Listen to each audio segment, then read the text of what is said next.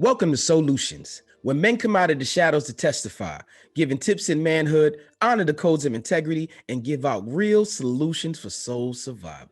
Today, we have on the show a gladiator. If the message in Book of Eli was to keep walking through and forge through the fire and carry the knowledge, we're talking about this man. They were talking about him. He's the leader amongst men, a lighthouse for those who live their lives through the waves of music.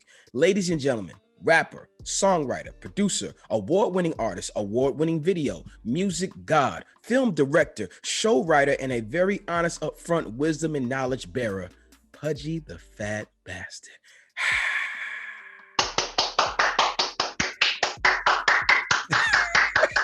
I might never stop clapping. You said that was the best intro I heard in my life. All right, bro. All right. And man, it's all facts. It's about you. When I get my next award, you're going to do the intro. Yo, Sheen, tell them who I am. Yeah, that was it right there. Hey, I would be remiss to say dope actor as well.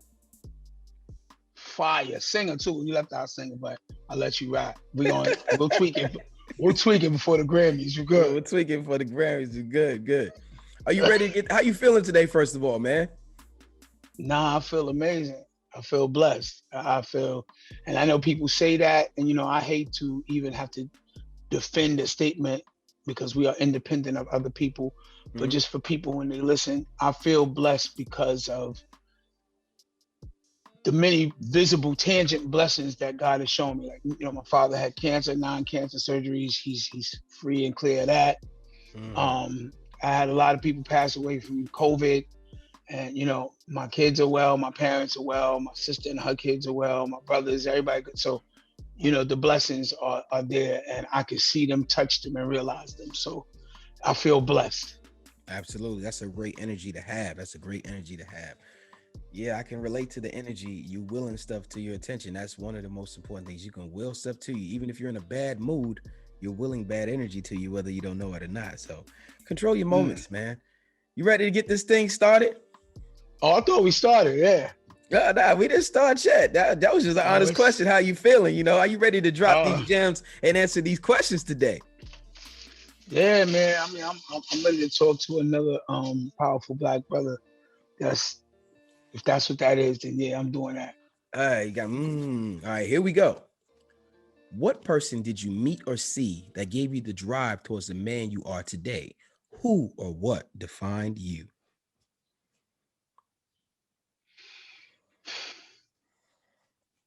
That question is so,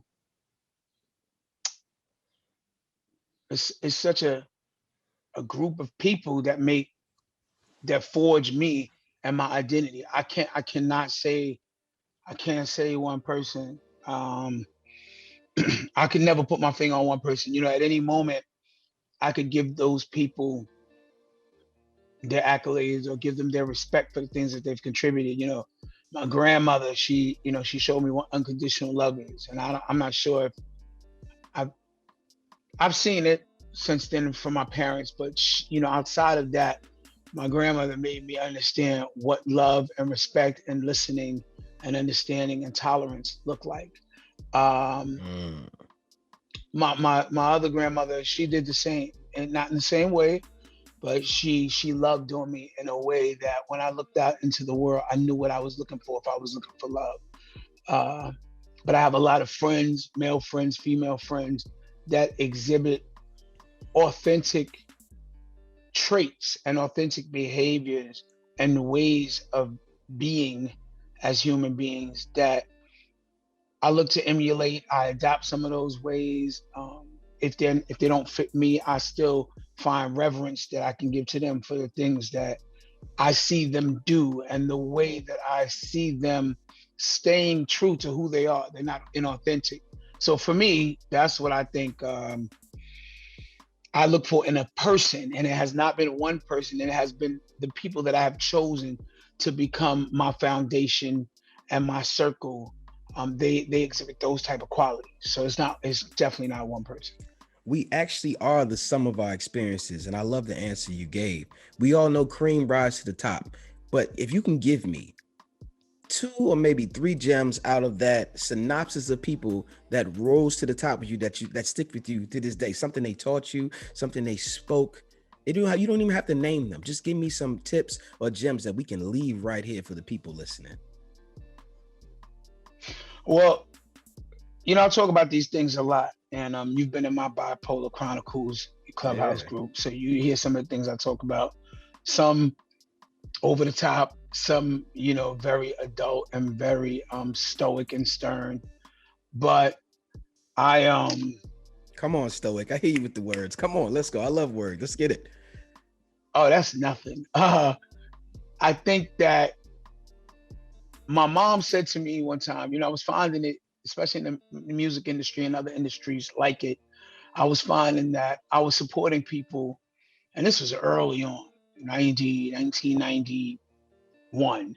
I was supporting people, showing up to their studio sessions, helping them write their songs, listening to their issues, counseling them on how to be better people.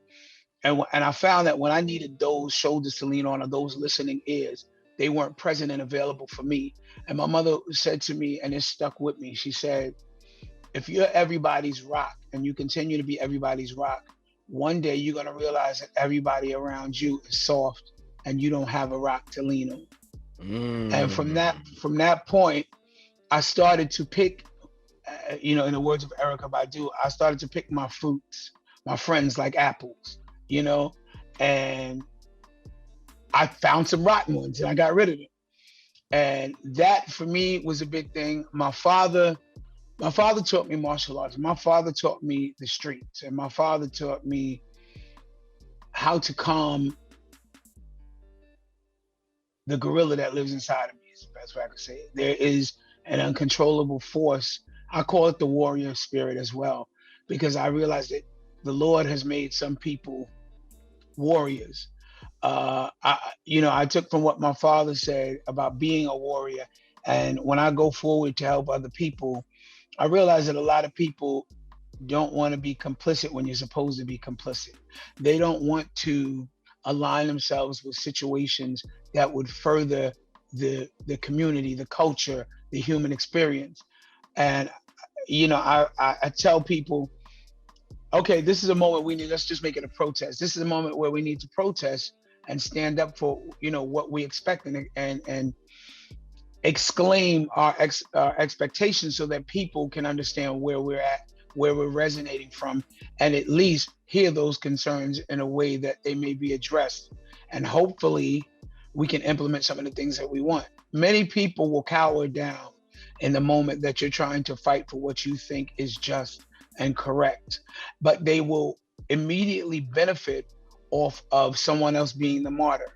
So you may get fired because you were the voice at your job that complained about this thing, and then they changed this protocol, but you're no longer there.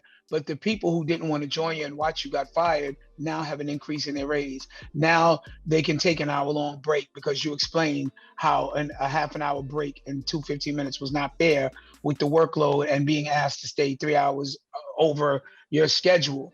Those people will immediately benefit from you standing up and saying, no, this is wrong. But when you're asking them to join with you and say, no, this is wrong, so it can be a multitude of voices, they disappear into the shadows that you spoke of earlier. So I feel that I make sure that when I speak to people, I think about my place in things. I tell people, you guys are the guys that if Harriet Tubman said, I know we could get out of here if we just find the Underground Railroad. And a lot of those people say, oh no, Master's gonna beat us. I just wanna go along to get along. But when she finds the Underground Railroad and everyone's safe, now they're gonna look around and run out behind you hours later, of course, because you've already laid the groundwork for them. So I learned those type, understanding those type of behaviors and understanding the warrior that I was from my father. He when he came to look at me against other things, he realized I was a fighter. He realized I don't have a voice that will be silenced. I would die for what I believe in. Even when my inner voice is saying, shut up, I don't shut up. It's like, this ain't right. So those are two of the things that I can immediately bring to the forefront as examples of the things that I've taken from people, and I'm taking them forward with me, and they've helped shape me in life. So much you said that I really appreciate. So many things that went through my mind. I'm gonna try to see if I can calculate and get them all out in a sufficient Right. way. Your mother gave wisdom, your dad gave understanding, and I think that's one of the greatest things I took from it. Right? I look at what your I look at what your dad said, and I want to give a metaphor. Watching wrestling in the 90s, there was a wrestler by the name of the Ultimate Warrior. And we loved the Ultimate Warrior for one great thing. He would run out, save people, shake the ropes, get crazy, and run back out. And to do like this Ultimplex, and that's it. What your mom gave you was the ability to be Stone Cold Steve Austin and The Rock. She made you well-rounded, because all we remember the Ultimate Warrior for is his moments of Mania. In moments of mania, right? He just he shakes the ropes. Oh, he's coming. Oh, great. Boom. But we remember The Rock and Stone Cold and all these people were being well-rounded. They were bad sometimes, good sometimes, but everybody loved them because they were full circumference. And the things you spoke about was your parents giving you wisdom and understanding and making you a whole man. And I appreciate that statement, because someone needs to hear that it's okay to be a warrior if you have intent. Where you put that warrior spirit is very important, because we need soldiers, we need warriors, absolutely, we need wisdom makers, we need a lot of things. But any of those used out of the wrong intent hurts us as a whole and just hurts society. Period. It causes a ripple. Well, absolutely. I think when we talk about people, education to people is not something. I'm a proponent of, an advocate, a passionate advocate for education, and not all of it is institutional education, but life education and life experience and experiential knowledge. And I see that people are resistant when it comes to understanding. You need to be in it to understand it from both sides and understand the 360 view instead of the 180. Because if you're doing a 180, you have your back turned, right? So if you're doing a 360, you're taking total and complete surveillance of the room. And I found that when I deal with people, if they haven't walked the walk, the things I do, the ways I behave, they're not accessible to them from their point of view. You can only view things through the lenses that you're given, is what my grandmother used to say. And that is experience. Experience provides eyesight, right? So your range of vision is limited because you only know things in a 23-degree range of vision when there's a 360. So I know that I talk to people about leadership styles, and you were just talking about warriors, and yeah, we need soldiers, but we need leaders. But we need leaders that were soldiers, that are leaders that could be soldiers when they need to be, that could also be part of a whole unit. And I tell people, of the 3 leadership styles, you should be able to, if you're the one with most knowledge, lead from the front. And when you've taught the other people what you know, you can lead alongside. And when you think that they've got it, you can fall back and let them be the first wave of battle. The problem is there are people that don't want to learn. There are people that don't want to teach. There are people that want to remain the hierarchy or make it a monarchy. So they turn into this dictator, and they want soldiers, but some of those soldiers need to be leaders, because they'll provide a different range of vision when there are things happening. When a war ensues, they can say, well, I was on the other side, and I know you haven't been on the other side in a long time, and over there they're building forts. But you need that. But if you're this person who silences all the other voices around you because you're the be all to end all, at the end of the day, you shut yourself off from newer knowledge, even though you have a plethora of knowledge. So I feel like everyone needs to keep learning. You could be a warrior that graduates to a leader, but you still need to join the ranks. And I hear a lot of people talk about it at work. They're like, I don't work a job, but I'm talking about at their job. People say, oh, my boss is always complaining that things should be done in this time frame, but they never do our job. And I believe that if someone's sitting in an office with the AC on and you're out in the field, building a building, they're like, y'all should have had these 2 floors built. But they don't realize all the obstacles you face. There were bags of cement that weren't delivered. There were Mm-hmm. rebars that didn't show up. You had to wait for a shipment. They don't understand the pains and the growing pains and the everyday obstacles that someone's facing. So they now have what? Limited their vision. And they're leading in a way that's incorrect, because you're leading what? Without knowledge. You You know, don't know what's going on. what's so interesting about that, and we can close it out here if you like, or we can continue. It doesn't. I don't mind. The experiences of people cause them to go into effect to their experience, like people who are bullied, people who didn't have things. Now they focus on not the knowledge of growth, they focus on maintaining, staying away, and not accepting the experiences and learning from it. I recently spoke to a cousin. She's a female.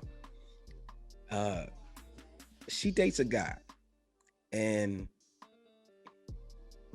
he said something to her that was triggering. I hope he's not watching. He said, So he triggered you. no, he didn't trigger me. It was just Okay. I was just listening to him, or what she said. Mhm. And she said that But he it set off red flags, you're saying. yeah, it was just weird. It was just like, he said, I'm finally cool enough to be in the in crowd. And that experience of whatever happened to him, of not being in the in crowd, he carried it. Instead of realizing his experiences, probably his moments of he's been above it. He just didn't, it wasn't relevant to him until that moment. But you've been above it. You're actually going backwards in your experience to dumb down yourself to an experience that you needed to experience to be the best person you are. If that makes sense. Let me make myself abundantly clear to you. The in crowd of followers follow me. The in crowd of followers. We talk about this all the time. If I need to wear Balenciagas for you to say you can hang out with me, you've never spoken to me besides 5 sentences. You don't know what I could fucking do for you. You don't know how I could help you reshape your thinking, fix your business, fix your computers. I know dudes that wear a white tee and dirty Vans all day long, and they got a Geniuses. gaggle of knowledge, Yeah. a myriad of things they could do, and you have no idea because the lenses that you're viewing them through are limited to boutiques. I don't want to, like, I talk to people and they like, yo, you don't want the brand new J. Like, I wear fire shit, but my shit is always, you never seen it. And it could have caught, listen, I've wore $20 sneakers from China that people go, yo, what are those? And I go, Yeah. you'll never get them because you need the dude seeing you coming out of the bodega going, those are the new 13s, you're fire. Dude, I'm fire with this white tee on, these sneakers you never seen, these jeans that I bought wherever, and then I ripped them up, distressed them, painted them. My identity is all in here. But unfortunately, you don't have an identity, so you'll never get here. So what you need is the suit off the mannequin. You need the Nike Techs, and you need the Balenci's, and you need a couple of Cubans so that everyone can say, oh, he made it. When Chad, my man, and I was just talking about this, Chad Ochocinco said, when I got my deal, playing with the NFL, I went and bought all fake jewelry. People was like, what?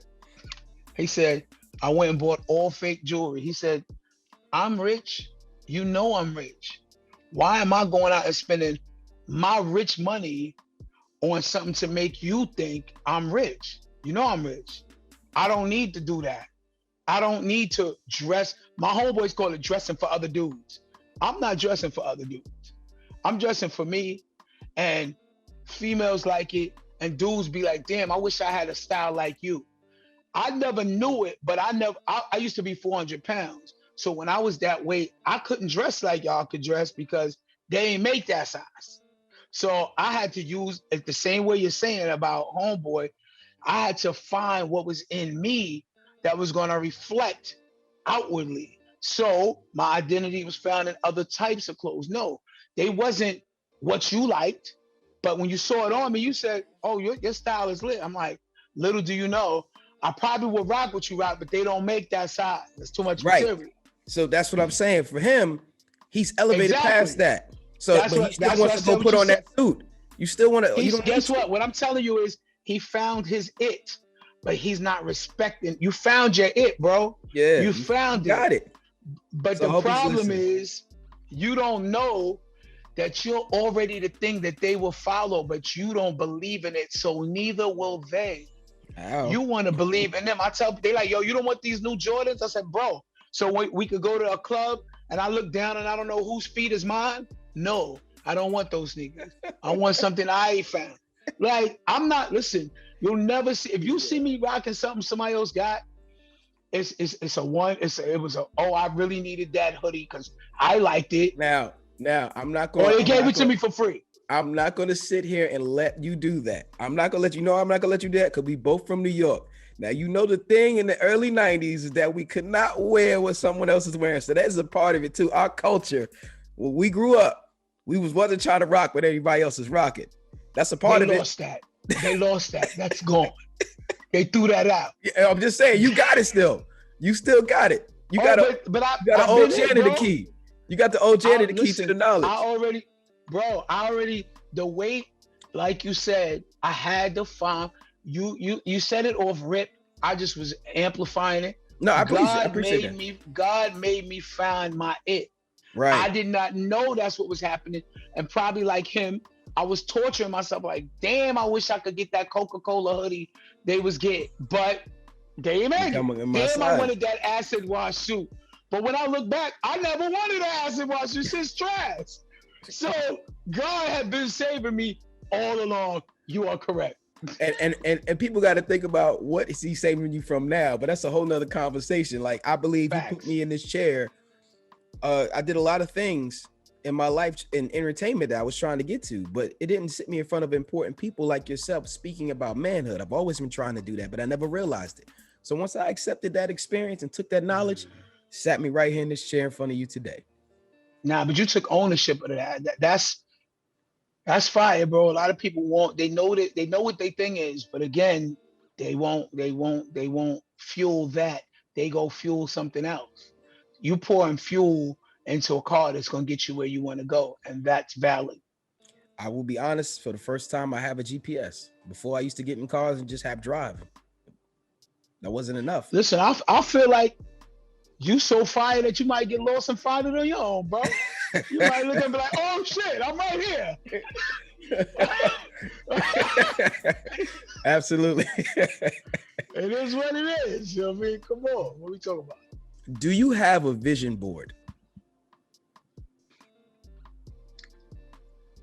Yo, why my headphones doing? They wilding. You can hear me? Yeah, I get you. Oh, but they don't want to stay late. This is trash. Yes, I have a vision board. I do. But not one on my wall. That's cool. My vision board is in my head.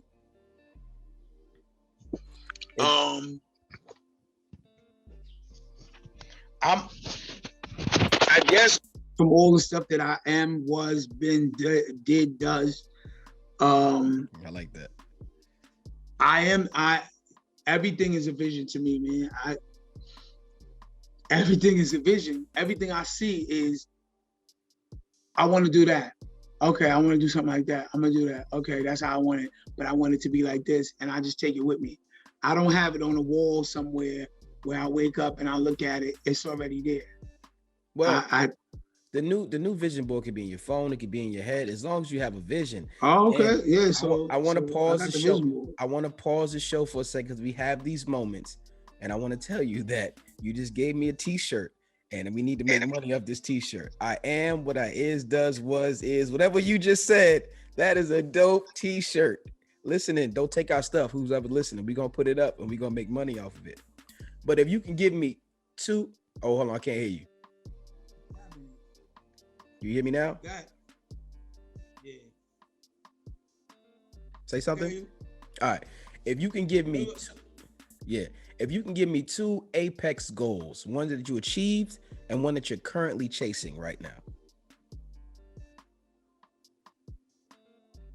Yes. Damn, just 2? I mean, well, if you would like to give, we want to know one that you achieved so we know it's possible because someone else did it. Sometimes we learn from each other's library. 10,000 though, bro. I got 10,000. Okay, let's do it like this. Give me 3 of those and give me one apex goal you're currently chasing. The one that's like you didn't make it yet, but that's the one. I could do that. Let's do it. I wanted to get a record deal. I got 2 of them. That was that. You know what I'm saying? Like I said, I didn't like my speaking voice. I want to rap and I want people to hear my voice and I want them to love it. I did that.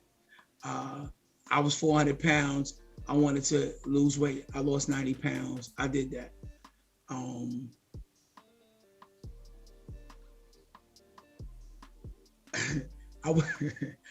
I wanted to write for a lot of the artists that I listened to in the beginning.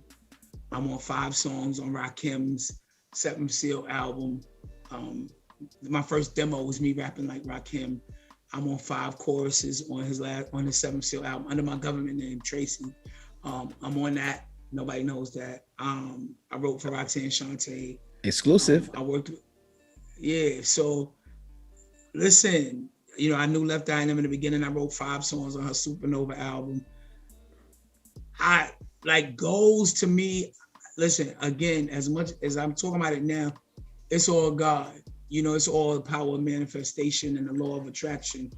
I believe that I'm so in tune with the Lord, and I keep my karma clear, and I keep my my positive pathways open, and I help others. I don't just think about myself. I think about future things. So those things. Go ahead. What? No, I'm listening to you. You say you was a change agent for those things and you were able to culminate yourself. But with each one of those, I would like you to take a brief synopsis on how you did it, right? This is for people that might be listening. Somebody might want to get a record deal. Somebody might want to lose weight. Somebody might want to be a writer. If you can give like maybe 3 points to each one to break it down, because this is, you know, this is the how-to show. We need to know, like, it's great, but we want to know how you even get the road started, how you stay consistent in being there. So when I give it to God, I have to say, there's a lot of hubris when you say, I did. Come on, right? Hubris. So, I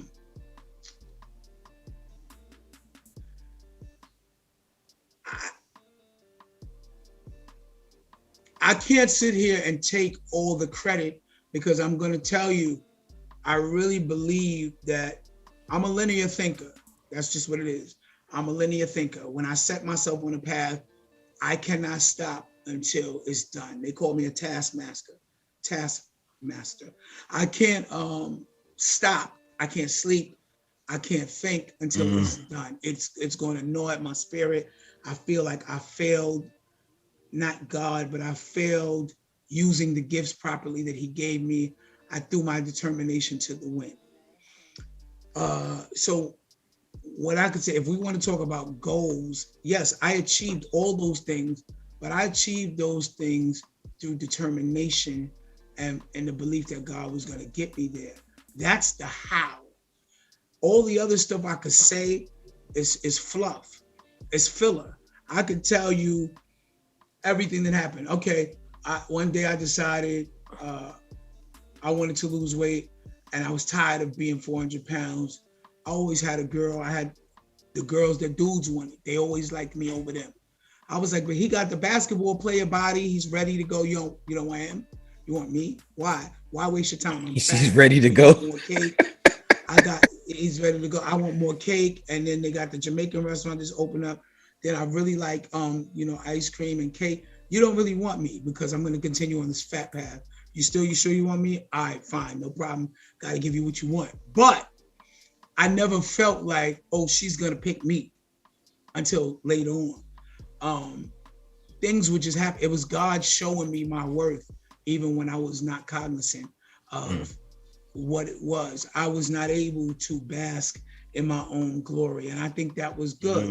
I think that the people that find or that people afford them all these luxuries because of how they look in the formative years, they end up falling victim to that, or as we used to call it, reading their own bio, and they don't develop other personality skills. They are flawed in their character more than others. They have the propensity to be the types of personalities that eat themselves alive. So I'll take things in pieces. When I was tired of the weight issue, for me, not because I had issues with females, I had kids. I was getting at people wanted to fuck me on. All right, okay, we can go after the club. All right. It was never me in the corner not getting picked. So God was still, I wasn't recognizing it then, but I was never longing for a shorty. Chicks like me, period. But I was so obsessed with my weight, I wasn't even able to enjoy those situations. I absolutely would have sex with chick, do whatever, but still go home and be like, I'm fat. So, and I didn't need nobody else to tell me. I mean, people liked my weight. I never really got, except when I was probably like, first grade, when you start getting, third grade, you're like, oh my God, you're fat, but even then, by 7th grade, chicks were saying I had like real thick glasses. I don't wear glasses anymore. I had LASIK, but chicks, my eyes are hazel, they turn green. So chicks would say, you're gonna be a shorty when you get older. And in my mind, it was God again showing me what I did not know, but other people were seeing it and he was sending me messages.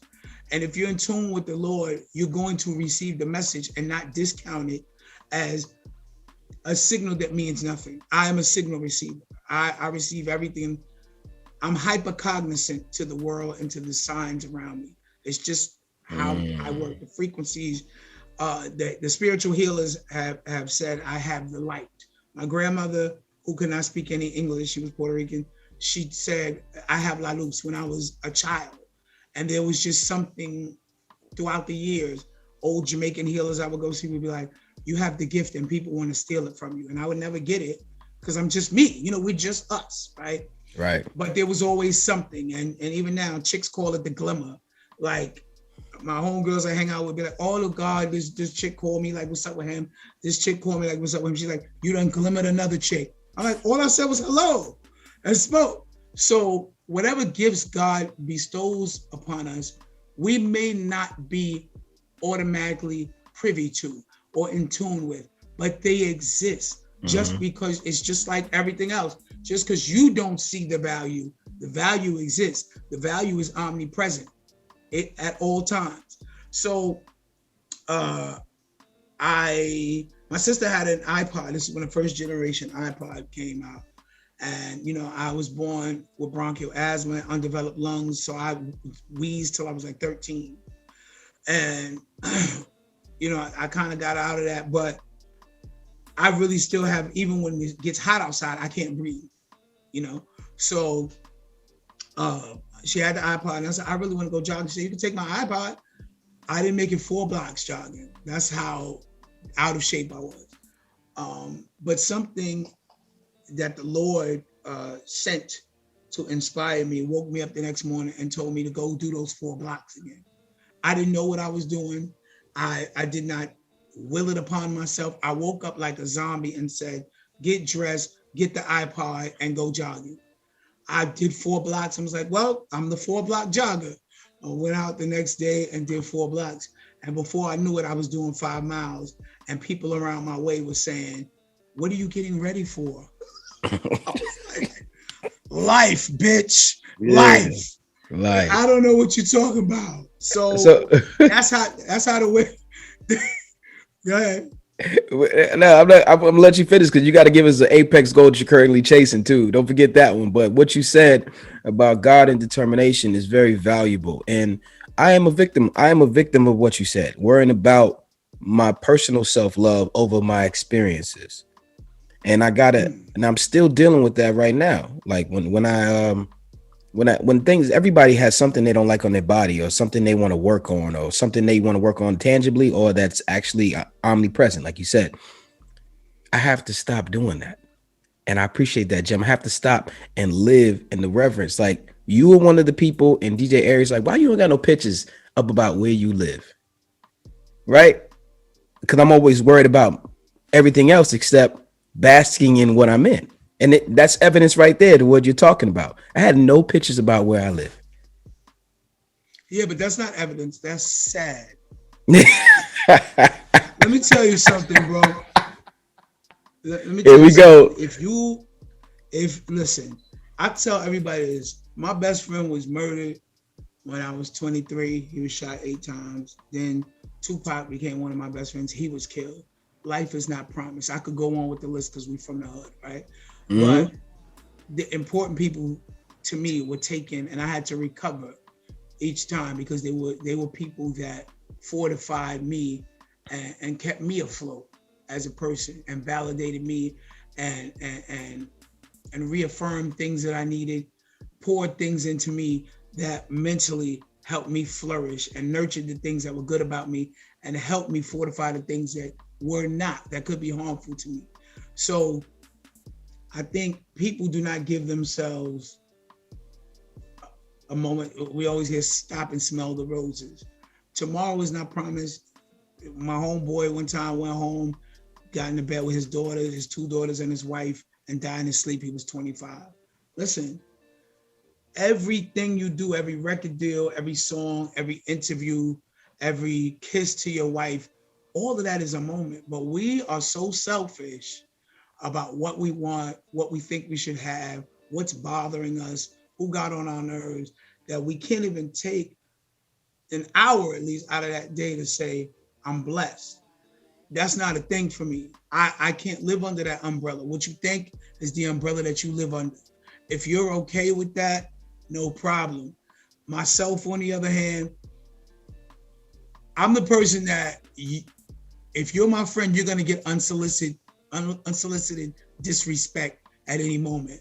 I'll get to my apex in a minute, but I'm not rushing you. It's funny because I'm listening to you speak, and the reason why I never post anything, I think because of my Bronx training, right? I had to get out of that way of life, that thinking, how you got to move, right? I don't have to move that way anymore.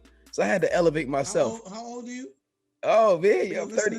I'm 39. Let's keep it a buck. I'm 39. I'm about to be 40. So you know what you are? You're childish. So let's keep it a buck. If you are a slave to the boutique buying, no. That's definitely not me. You just said my Bronx training. No. I'm talking about the people that own that mindset is what I was saying. No, well, see, let me give a further backstory. Okay. Like, you know how you move with. It's bullshit. I don't believe you. No, I know you don't gotta believe me. But here, how you move in the streets and how you move and when you show up in ways people can attack you. That's a real thing, right? Growing up. Wait. Say it again. How you move and what you expose of what's going on, and then how people can attack you looking at who you are, what you have. That's a real thing. So I kind of grew up with that and I shook that off for a long time. I did. I shook that off. Not that. I'm saying I'm a firm believer, bro, in who you come up with as a kid is what's gonna save you from being tortured or not as an adult. I never grew up with people that let what I reveal to somebody be a fit. Like there's no weapons. Oh, I'm not talking about the day ones. I'm talking about in period. Like I move around a lot. I'm talking about nobody, bro. I'm talking about nobody. I don't trust the world like that, brother. I'm sorry. I don't trust the world like that. Listen to me. I love this right here. Let's break it down. Give me an example. Give me an example right now. What, when you let somebody in your circumference and they can use stuff against you that you don't know? Yeah, let's get it. I gotta really think about that.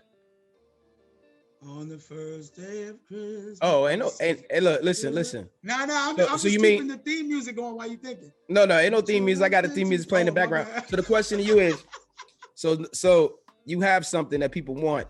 Somebody gets kidnapped and ransomed for what you want, what you have. They wouldn't know you had these things if you're not posting it, showing it too much. You know, those type of things. That's what I mean. Like, I live in a... Okay. All right. So I'll take that, right? But there's a certain level of intuitive behaviors that you should be taking and implementing in your life, right? Absolutely. Here's the thing. If you have things, as my mother says, there's only so much shielding you can do. If you drive a nice car, what the fuck are you gonna do? Drive it under a garbage bag? Hey, listen, I am not. Listen, I don't have. I'm not speaking nothing for materialistic value. I don't buy stuff. What I do. But you said if you have stuff, people gonna what they kidnapping you for? Then I'm talking about family, like your weaknesses and who you are. Kidnapping you? No, not family. People kidnap your family when they find out who your family, bro. Listen. Who you related to? when people find out what your weaknesses are in terms of family, they can use that. If they can't find a weakness somewhere else, they want to kidnap your family, kidnap certain things. I need a weakness, bro. Like, what do you? Oh, you saying somebody would want to kick, bro? But that's what I'm saying. But no, that's what I said. That was brainwashed to me as a kid. This is what I'm saying. Yes. So it took me a little time. I thought you respectfully. I thought you were talking about people saying shit to you. So no, we were on a different level. No, if you talking about, I thought you saying when you reveal your innermost thoughts to people, then they can use it. Oh, nah. Talking about okay. We talking about but talking to a listen. I know who I'm talking to. Hold on, you talking to a nigga whose family was lit, who went and got a record deal. Nigga, I've been, as my mother calls it, on all the time. But how you move is how you motherfucking move. Right. Who you align yourself with. Niggas know who to fuck with. And it could sound, listen, you got a one dummy who think so I'm not, listen, fear belongs to the devil as a tool. But God is not in tune with fear, and God is not a God of confusion. Absolutely. I'm not motherfucking confused, bro. So listen, absolutely. For me, I'm gonna rock my chain. You're gonna know who I am. You're gonna see me on TV. If you come in, I'm over here. Like, hey, let me tell you. The thing is, I'm absolute what you're saying right now, and I am accepting what you're saying 1,000%. But when I speak for that, I'm not talking about rocking my chain. I'm just talking merely of the way that it was instilled in me from the men in my life that I had to grow past and then now expand and hear when knowledge is being spit to me. That's why when you say to me, bro, why you ain't got no pictures where you at? I'm not even thinking about that. I'm thinking about the podcast. I'm thinking about what I got to do next, who I got to speak to. Like you said, driven. And I didn't stop to take reverence to where I've been already. And I attribute to that to my drive, but I also attribute it to how I grew up was probably creeping back up on me and I didn't notice it because it never dies down. It never grows, it never shrinks, but it's there. So, but I've never been afraid of anything. But sometimes people don't know to be afraid. They're just conditioned. And I was able to maneuver out those potholes that I grew up in and get my mind straight. Conditioned to be afraid. Yeah. Because I'm not afraid anymore. But as a child, you move around like, man. I'm with you. Yeah. I'm with you. I'm with you. Yeah. Listen, I have 2 ears and I listen, so be careful. Oh, hey, listen, hey, I got both of those too. And I appreciate that. Let's get back to the apex of what you were saying. I like how you be doing. I see you trying to curve me. I'm watching you, bro. No, I said first finish your thought, and then we get back to the apex. I just want to remind you that that's what we talk about, but finish your thought. I'm here for you, see. Nah, I like this. Finish your thoughts. Finish your thoughts, but don't forget we talking about the apex. All right. So, okay, let me incorporate you into the apex. So no. Finish your thought. Then don't forget that's what we talking about. Yeah. No. Listen, I'm trying to tell you, kid, like, hit me with the kid. I'm not a part of it. I'm not a. Stop getting caught on those words. No, I'm just messing with you. I'm just messing with you. Go ahead. I'm not a part of the hive mind. I've never been. I'm not a part of the collective. It's not gonna happen. I don't have an iPhone. I don't think in all white. I think in colors. So at the end of the day, when I hear niggas talk certain shit, niggas be, damn, I wish I could be more like you. You could, bitch. All you gotta fucking do is do it. For me, I'm a logophile. I tell everybody, I am a lover of words. I am a fountainhead. I am a sharer of knowledge. These are dictionary words. I tell people, you too can learn everything. You could get the word of the day to your phone. You could study. I just went back to school and got another degree. I didn't have to. I wanted to. I said, niggas is flying drones in 8th grade. Let me go talk to some of those kids and sit alongside them in class and see who I am versus that. I already have a degree. I went and got another degree, and I just graduated last year. I feel like people stifle themselves. I'm not trying to talk to anybody who has fear. They're indoctrinated. They're part of the hive mind. They're fearful of what other people think. We all have been conditioned, and conditioning is good. Conditioning teaches you standards. Conditioning teaches you how to coexist. I'm cool with all of that. But when I start to talk to people and you 49 and you telling me the same type of shit you would have told me at 17, it's a disconnect, and I have to go that way because you are going to pull me back. I'm not 20. I don't got that many years to waste around motherfuckers that need to be brought. Your parents failed you. The system failed you. I'm fucking out, bro. Because they tell you, if you the smartest nigga in the room, you fucked up. I want to be around niggas that's pulling me up. I know a lot of shit. You know more shit? Or you know shit about that? I don't know that shit. Teach me that shit. I don't want to be around people that's like, teach me everything you know because I know nothing. You know what I'm doing at that point? Investing. I'm investing and building. What the fuck is this? You're not my son. Nah, that's what you do with your kids. When we brothers and we are of like mind and like spirit, we can share knowledge, we can build each other, but I don't want to be around people that I have to reshape because that's not my motherfucking job. So when I talk to you about the things that I'm saying, those are the things, if you listen deeper and take it away from yourself and take it from, oh, he's talking to me about this, you'll realize this is a way of being that helps me forge forward. And when people look at it, they go, I want to get like that. And when I tell them how they could get like that, they immediately resist. And you know what I do when you resist? I go, that's a locked door. I don't have the key. I'm going to go where I can get through. I got the key to this door, that door. They said I could earn the key to that door. I'm going to go over there.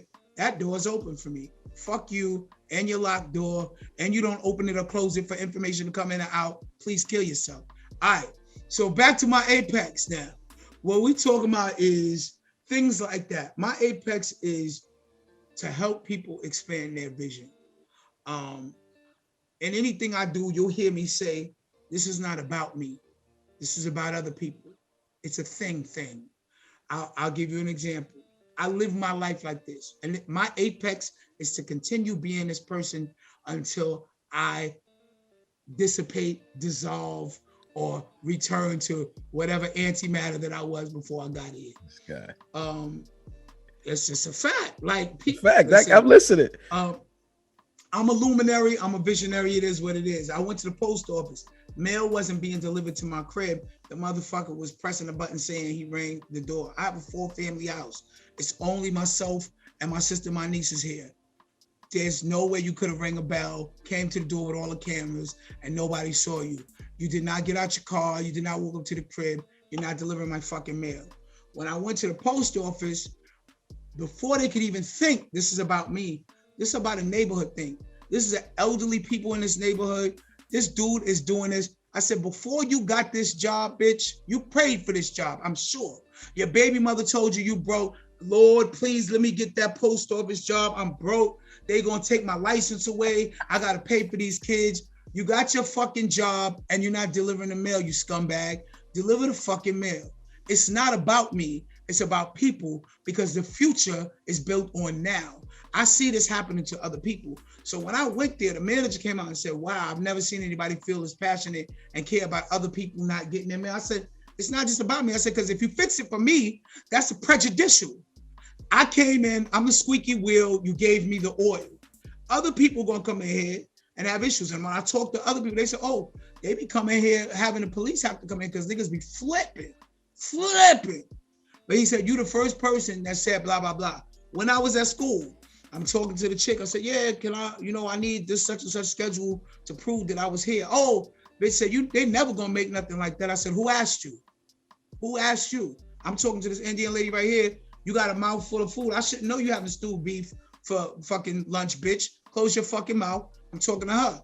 What about the kids here that are 17, that don't speak this language, that are introverted, that need something to continue their education, get their tuition finished, whatever it is, document. However, you people are making it difficult for people in the college experience.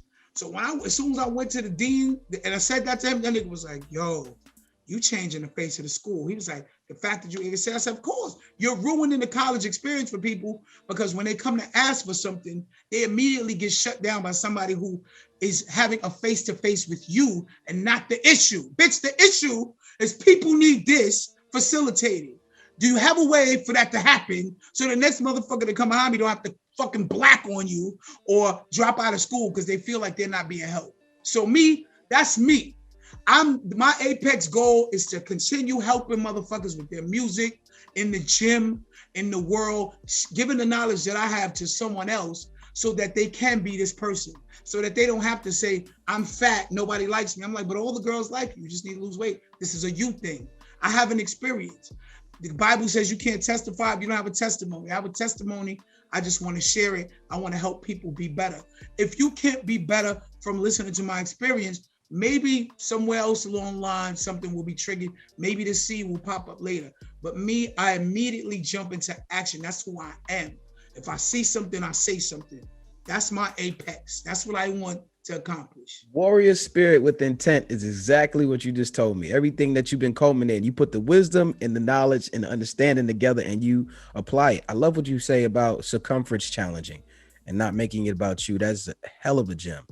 And I appreciate that. We have to look at it from a spectrum of how this hurts the tribe. How does this hurt the village more than in fixing the squeaky wheel? I like that one, brother. What you're doing, what you're doing, whether you know it or not, is giving a platform to real talk. And the problem with males is they don't talk because, again, going back to what you said, they've been given the toxic behavior of we don't talk, we don't cry, we don't do this, that. All that shit, we're all made from a man and woman. So for you to think that the physiology of a man doesn't mean he needs to release these feelings before he has some type of mental breakdown or before the chemicals that the brain emits cause his stomach lining to be eaten by ulcers, you're a fool. And you shouldn't be raising other human beings. You are toxic. For me, when I see other people in need, in turmoil, and I had to stop this, I want to help everyone. Some people, unfortunately, will never be able to be repaired in this lifetime. Some people have demons that are bigger than any of us in the physical form, and they will have to probably expire with those demons and come back and revisit them again in another life. And I know these people.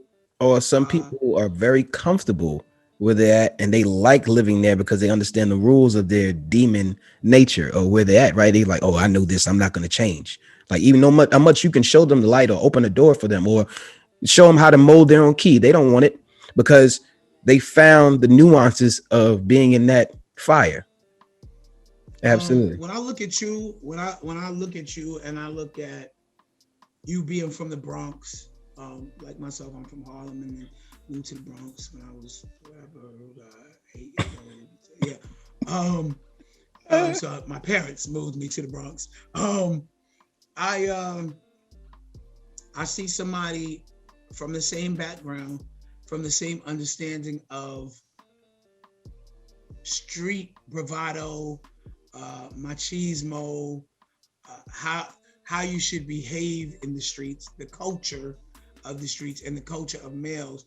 But for you to turn around and say, I need to feed the minds of the people from the places like me and not like me to give greater conversation and open up greater pathways of thinking, that's brilliant to me. And it's not self-serving. And those are the type of people that I applaud, and those are the type of people that I want to align myself with.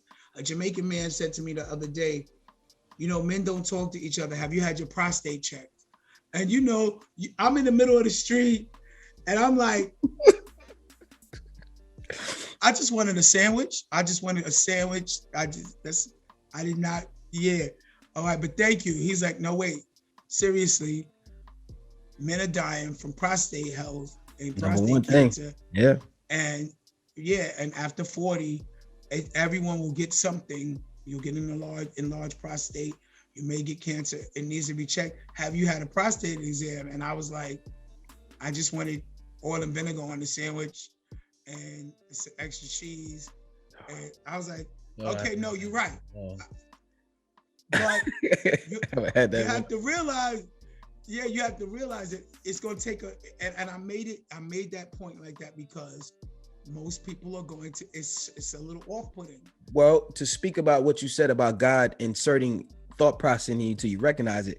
Since I was 18 in college, there was a professor who used to come up to us and he was like, hey, you guys you think about getting your prostate checked in about 10, 15 years. He'd be like, 18 years old, we wilding, like, you're wilding. We're not even going to stand next to you, right? You're bugging. So then now I move forward and I reconnect with my dad and I interview him and I have conversation. He reveals to me that he gets polyps. What they got to do? Prostate exam. So now, fast forward now, me being about to close to 40, I'm talking to my friends and I hit them all on the little Marco Polo. You know, we got the little root group and I say, yo, you guys think about getting your prostate checked? Crickets. Nobody wanted to talk about that. They came back with something else. Like somebody just started a whole nother conversation. And that's why I have these conversations. I'm not afraid to have them because that's one of the leading causes of death in Black males is prostate cancer. My grandfather died of that. And I didn't even know that till like a month ago. That's what he died from. Think about the communication in that terrain, right? People out here checking out and we're not talking, man. And that's why it's very vital for me to talk and have conversations. Where women will say, girl, let me feel your titty. I think you got a lump. Right. Niggas is like, yo, bro. Yo, this is what the conversation is all about. Experiences. I'm about to reveal a story that is very personal. A lot of people are going to scrunch their face, but it's real. My boy, love him to death. He got hit by a car. Messed up his ankle, messed up his body. He's alive? He's alive. He's alive and well. He's doing good. He got pins and stuff. And this is a very personal story, but I'll say this. He hits me one day, yo, bro, I'm stuck in the shower. Because he couldn't get his leg up over the porcelain, the part of the tub to get out. I had to drive to the crib, break in the crib, and help him get out the shower. He said, yo, bro, I need help putting on my underwear. Like that's, God put me through that moment. I didn't even think twice. Like, this is my brother. I got you. But most guys are shy away from stuff like that. And when you speak about women, yo, yeah, they do that. Like, you know, guys turn their. Let me say something. Absolutely. You're speaking from your experience, and I respect that, right? But I tell people this is for both of us. I don't speak in absolutes for one reason. If you played sports, that's why I said most. But most is more than 50%, right? Okay. We're not gonna say most. All right, let's do that. I'll take that acceptance. I'll take that up. A lot of in culture, it's taboo. I'm with all that. Gotcha. But I'm gonna tell you like this: I meet. Listen, in football and basketball, niggas is used to being in the locker. It's not. Even we went to the gym the other day. There's a dude standing in the shower naked. My man's like, "Yo, the dude's naked in the shower." I was like, "You never played sports? Like, what we doing? We in the gym locker room. What we doing? Like, why you even mention it? Like, move along." Why you even mention? And see, this is where, but you're right. For a lot of people, depending on whatever area, whoever your family, and even in the toxic neighborhoods, you're gonna run into a kid whose family is not childish, and they made that person well-rounded, and it'll be everyone else like, I don't want to talk about prostate, and he'd be like, prostate health is such and such and such, because it's education, which I said to you from the beginning, whether institutional, whatever it is, the first institution that raises us, at my sociology perspective, is the family, right? So whatever type of education you have, I keep saying we need to align ourselves with people that are elevating our mindset. We just met recently. If you called me, or if we were somewhere and we were at a restaurant having this meeting and you called me from the bathroom like, yo, I can't get my pants up. I'm not a child. I'm not playing kiddie games with people. And I tell people, even we got that thing, you know that thing in the hood when they be like, you and your man is picking up something, they like, yo, bro, why you had to get this thing? Your thing is so heavy. And then nigga like, pause. Like, right? I tell dude, right? So I tell dudes, I'll be like, why are you listening with your gay ear? Who's thinking about that? Like, you make it, it's the spotlight you put on stuff. Me, I'm a whole grown person. So if someone tell me they can't, whatever, female or male, if you'll allow me in the space to help you, I'm gonna help you. Absolutely. I don't, but I'm with you. I'm with you that ignorance is perpetuated. We are stifling ourselves. I get that we do a lot of this stuff for boundaries, but I mean, I don't like somebody too free either. If we best friends, I don't need you to shower in front of me. I'm like, did you ask me? Like, I'm in the shower and you come in and shit. I'm like, whoa, hello. I had to go. I'm like, but who do that? They're like, oh, that's no big deal. I'm like, it's a big deal, you know. People have. Why you gotta act it out like you in the shower for real? Cause this shit is in my mind, bro. I'm like, whoa, that happened. Whoa. Oh man. All right. Yo, so we talked about mentors. You talked about the dictionary, encyclopedia, and books that you get word of the day. A friend to the show, Nas Bay, out of Charlotte, North Carolina, he said when he didn't have any mentors, he found some books to be his mentors. Do you have any book suggestions for the people today, for the men listening, or women, whoever's listening? Oh, yeah. So there's this thing, this is not the name of the book. Let me preface it with that. There's this thing I call the script, where everybody tell everybody to go get the same book. So, oh, have you read 48 Laws of Power? Have you read Art of War? Oh man, you don't know nothing. I don't care about those books, right? My range of vision is wider. My range of vision is about not power and trying to take over the world. My thing is about the human experience. So there's this book called The Seat of the Soul. The Seat, like chair, of the Soul, by Dr. Gary Zukav. And I'll give you a summation of the book.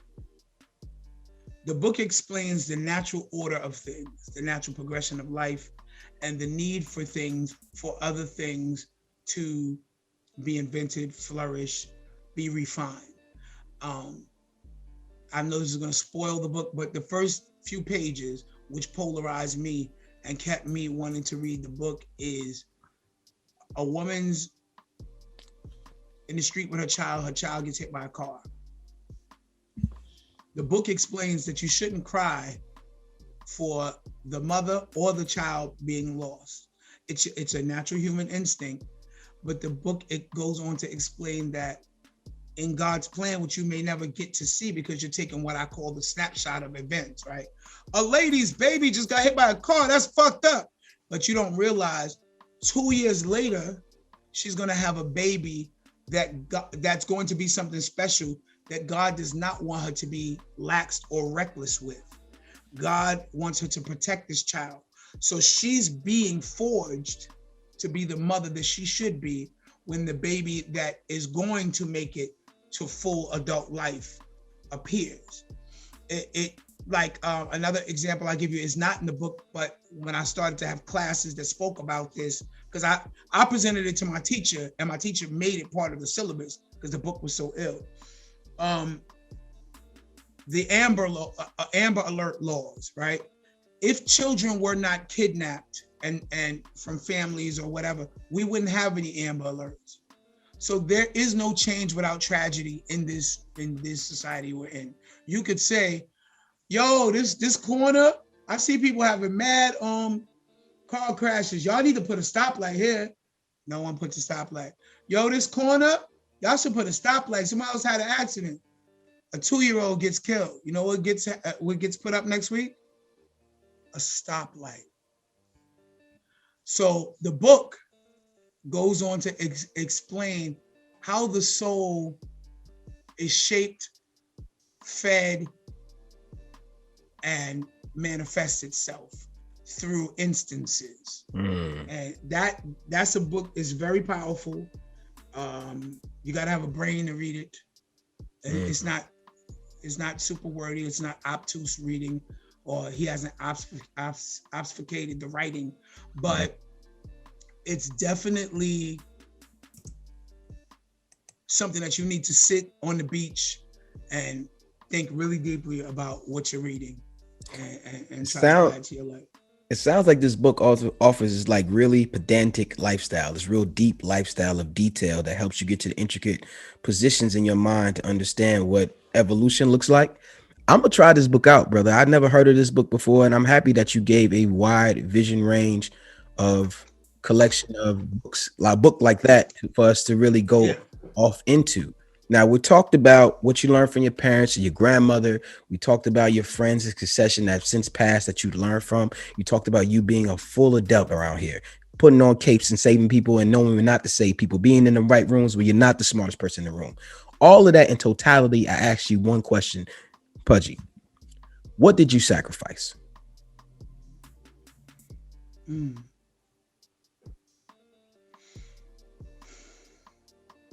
I sacrifice my wants for my needs. I learned how to mature myself into, it's like being on a diet. My life is a diet. Anything you do, anything you ingest for sustenance is your diet, right? So mentally, my mental diet, my spiritual diet consists of people that feed my spirit. Believe it or not, or whatever gift they have, I can tell you if I'm gonna fuck with you from 2 blocks away when you're waving to me from the first time. Oh, that's so-and-so supposed to be. Hey, I don't like the way that their body vibrates. I swear to you. And they used to say, this one healer said, I have the gift of discernment, but my humanity gets in the way. And it took me, I like that. I like 3 that. seconds 3 seconds to do. Now, do you know what DMT is? No, please educate me. You've heard of it, but DMT is what happens to you when you're born and when you die. They say you only get DMT 2 times in your life. That's when everything flashes. A collage, if you will, of everything.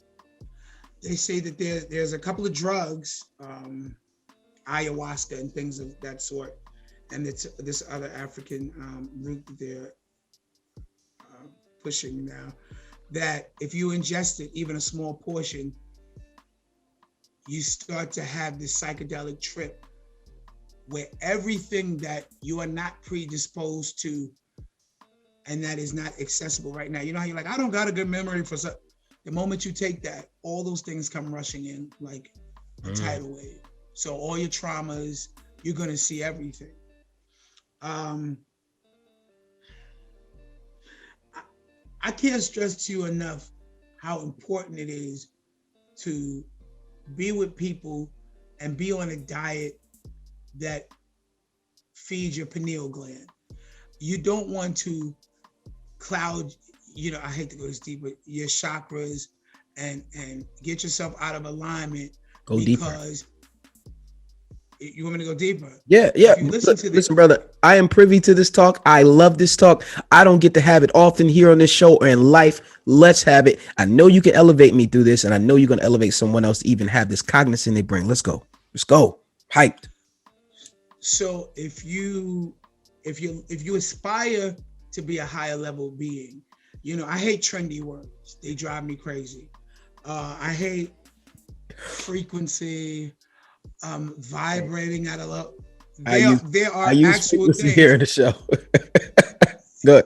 But listen. But those words should be wielded by people that are pure in essence. I think if you're resonating from that place, it's fine. But if you're talking to 2 friends and then you come to your podcast tomorrow and start saying words from nowhere, right? I'm like, okay, this is a clown, right? Because you don't have any context.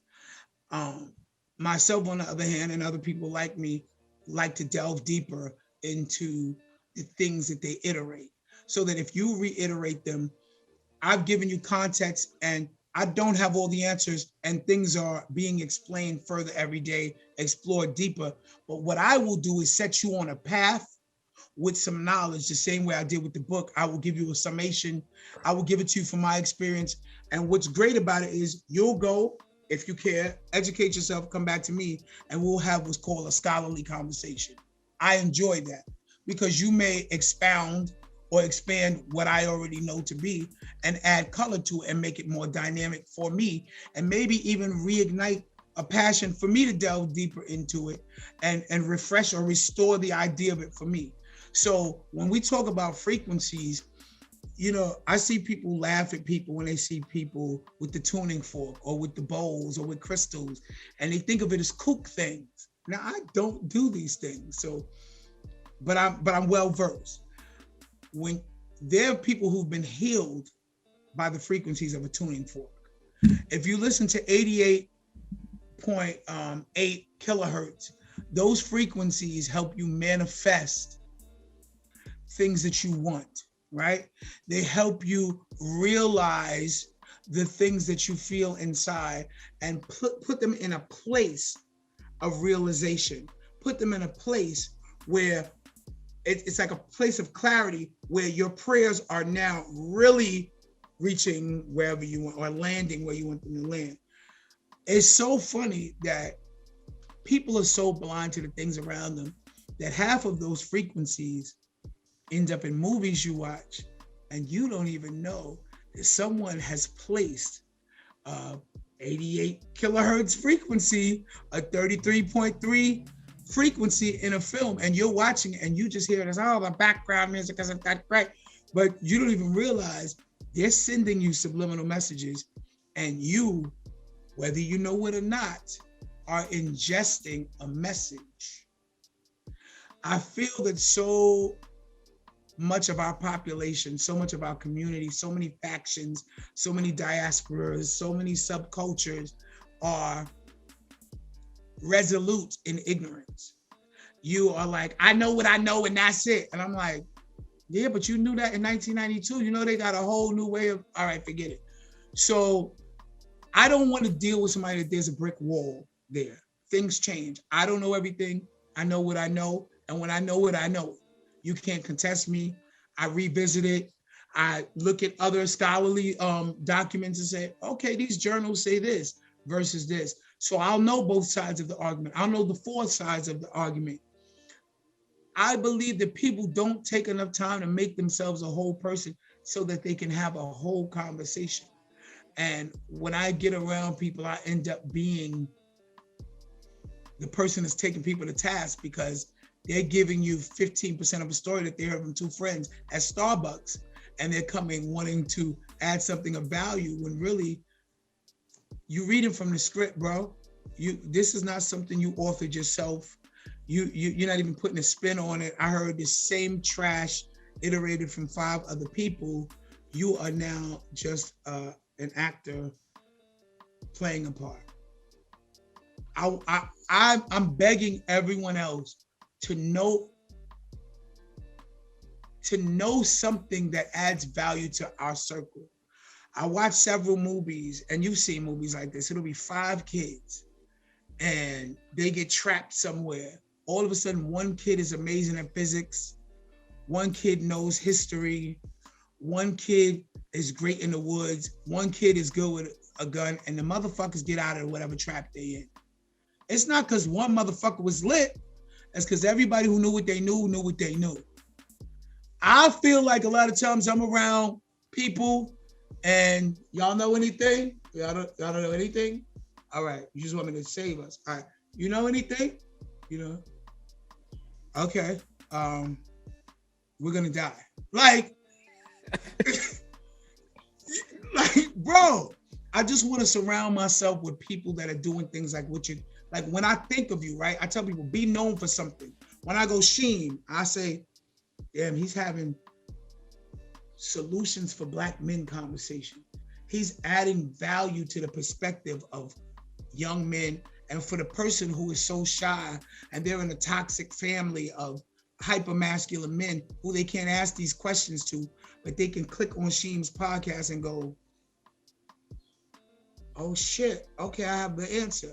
Without asking anybody, without feeling embarrassed, without feeling heckled, they now have informed themselves and educated themselves, and they don't know it, but they will soon begin to grow apart from the rest of that group because they have knowledge that is creating a language barrier, because knowledge is a language barrier.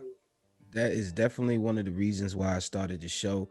To roll it back, what you said earlier about women being so cognizant of each other is one of the reasons why my wife challenged me. If you have a great woman in your wife, they will challenge you, right? Because that's what we are. We get challenged. So Absolutely. I was complaining to her behind closed doors. I let my curtain down. I said, man, I see not in a hateful way, not in a jealous way, but I see women having women's functions, retreats where men are not allowed to come. The only thing we got is the deacons at the church and the boys club, but it's still not centered on us. And she was like, she looked at me dead in my eyes. She said, well, what you gonna do? That just like that. It was just like, That's would me. you go? And then like the silence in my mind and my thoughts said, well, I'm all the way across the world, but I'm gonna do something. And here we are. I came up, sat in the dark, shedding my skin. Nah, you fire. No matter where you are, you take yourself there. Oh yeah, absolutely. I believe in that 1,000%. But I said, I had to think about how I was going to apply it. I didn't what the intent was going to be. I didn't time to shed my skin and listen to that in that regard. And for me, I'm appreciative of people like yourself who recognize and fortify what I'm doing. And the fact that you spent your time and energy here today speaks volumes. And I know I'm gonna say this. My goal in the beginning was to interview 200 men, write a book about it. People say, where are you gonna get your 200 men from? I'm gonna simply ask. And those who are willing to come on the show, that will be it. A friend of mine who I met through the show and I've known for a couple of years, so I got to know him deeper. He lives in Phoenix, Arizona. He spoke to me and said, you have been charged with collecting the parables of men. And that was so deep to me that it doesn't bother me if someone says no to being interviewed, because I wasn't supposed to collect your parable. I wasn't supposed to get your pedantic thoughts. And I appreciate you being here today, because now you're one of my 200. Maybe it'll be more, I don't know, but I am greatly honored for that. And I want to ask. I wasn't supposed to collect your pedestrian thoughts. I'm sorry, go ahead. Pedestrian? You give me? I'm talking about them. Talking about them. Like, yo, if you don't want to interview with me, I don't need your pedestrian thoughts anyway. You slow ass. Get out of here. I'm sorry, go ahead. So I want to dive a little deeper here before we come out on the other side and start having the jovial side of things. Talk to me about your lowest moment. Now, I just don't want to know what your lowest moment was. Again, I just want to know how you got up. Before you became this person who was whole, there was pieces of you that had to develop. So if there is a place that you can speak from of your experiences that you feel that least have maybe walked down, and give them a how-to fortify themselves, to be forged in a way to develop themselves in the maturity of becoming whole. My lowest point. Okay. I guess this could be my lowest point. I was tired of people dying. And hold on a second.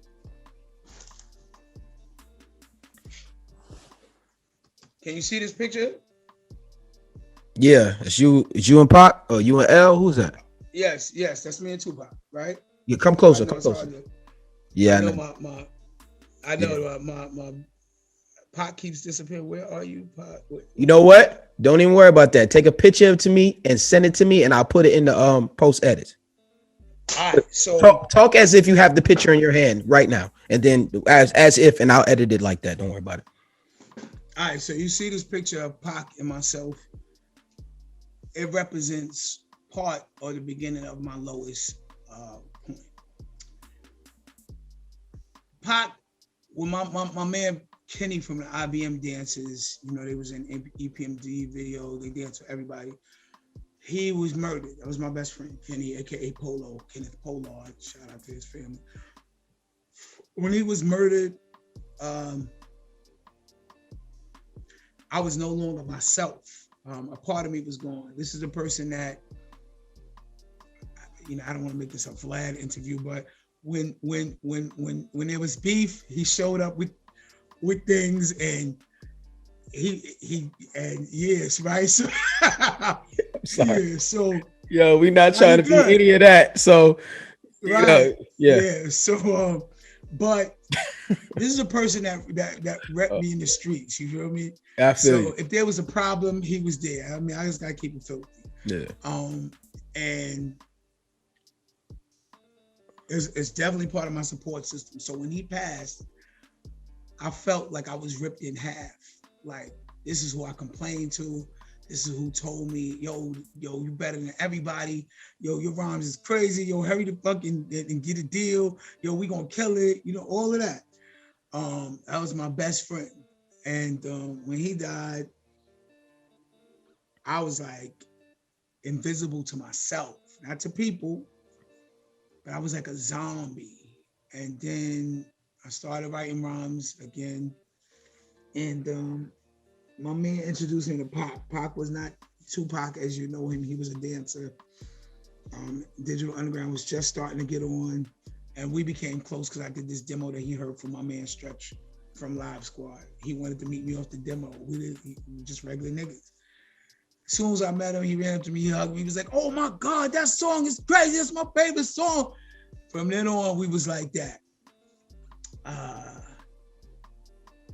The conversations we would have would be like this. They would be about, how not to be a fucked up person to other people, how other people are fucked up, how you handle those people, how to fashion yourself to be a decent person, even when you feel like being in retaliation to things, retaliatory, whatever. Getting self-control of the beast within, of the man. Right. And so he did a lot of things for me as a brother to make me feel, again, like how Kenny did, supported. When I didn't want to rap no more, he said my name in the song, the Hit 'Em Up song with, in the video with, that he was dissing Biggie. And, I know he thought he was doing me a solid, but I said solid me out. But he wasn't, but he was still repping me.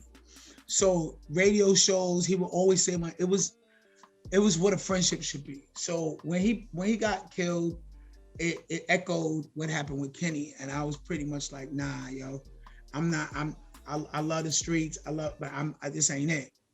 And I was running around screaming, music is the devil. Like, I didn't want to rap no more. It was a rap. I cried in my room on my knees with slob coming out my mouth. I'm like slob. You know how the pit bulls be slobbing when they slob, slob, and I prayed to God to take away my gifts. And immediately after, I could not hear music. Like, you could play a beat, I couldn't write a song. And I was the person known for being able to write a song in 10 minutes. That was a full, crazy song. And that went on for 4 years. I couldn't hear no music.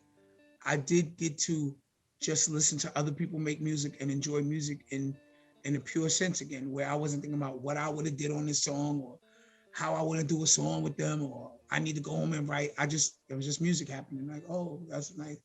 All right, that song's nice. And then people kept saying to me, and I can't even make this shit up. People everywhere kept running into me saying, at the same time, I was on a weight loss journey. That's when all that started. Because I had hermetized myself. I had made a whole bunch of money at that point, and I stayed in my house for 10 years. I never came outside except to go jogging. I didn't go to parties. I didn't do anything. 10 years. So about the 4th year in it, people kept saying, yo, there's something so special about you. Everybody that I would meet, everybody, there's something about you. Do I know you from somewhere? There's something. I'll be like, and just keep moving. Even if they knew who I was or they didn't. There's something about you. I'm like, oh, that's dope. And then one day somebody sat me down and said, listen, we're nothing but what God gave us. And I was like, what does that mean? And it wasn't somebody who was overly Bible thumping or spiritual, whatever. It was somebody who was in tune. And they said, if God didn't have a purpose for you, you wouldn't be here. And God gives everybody their gifts because they're supposed to use them. Imagine being in the X-Men. I was like, yeah, there was like, and a battle comes. If you have ice powers, you use your ice powers. You have no other powers. And I was like, yeah, they said, yeah, you could go to school, you could work a job, but that's drone stuff.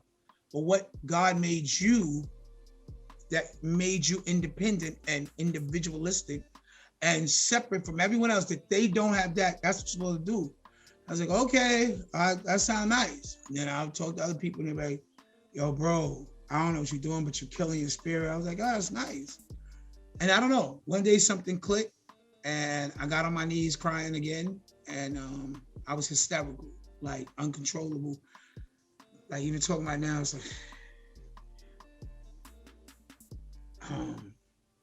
and I was like, God, I'm ready to receive my gifts again. And immediately after that, all I heard was music.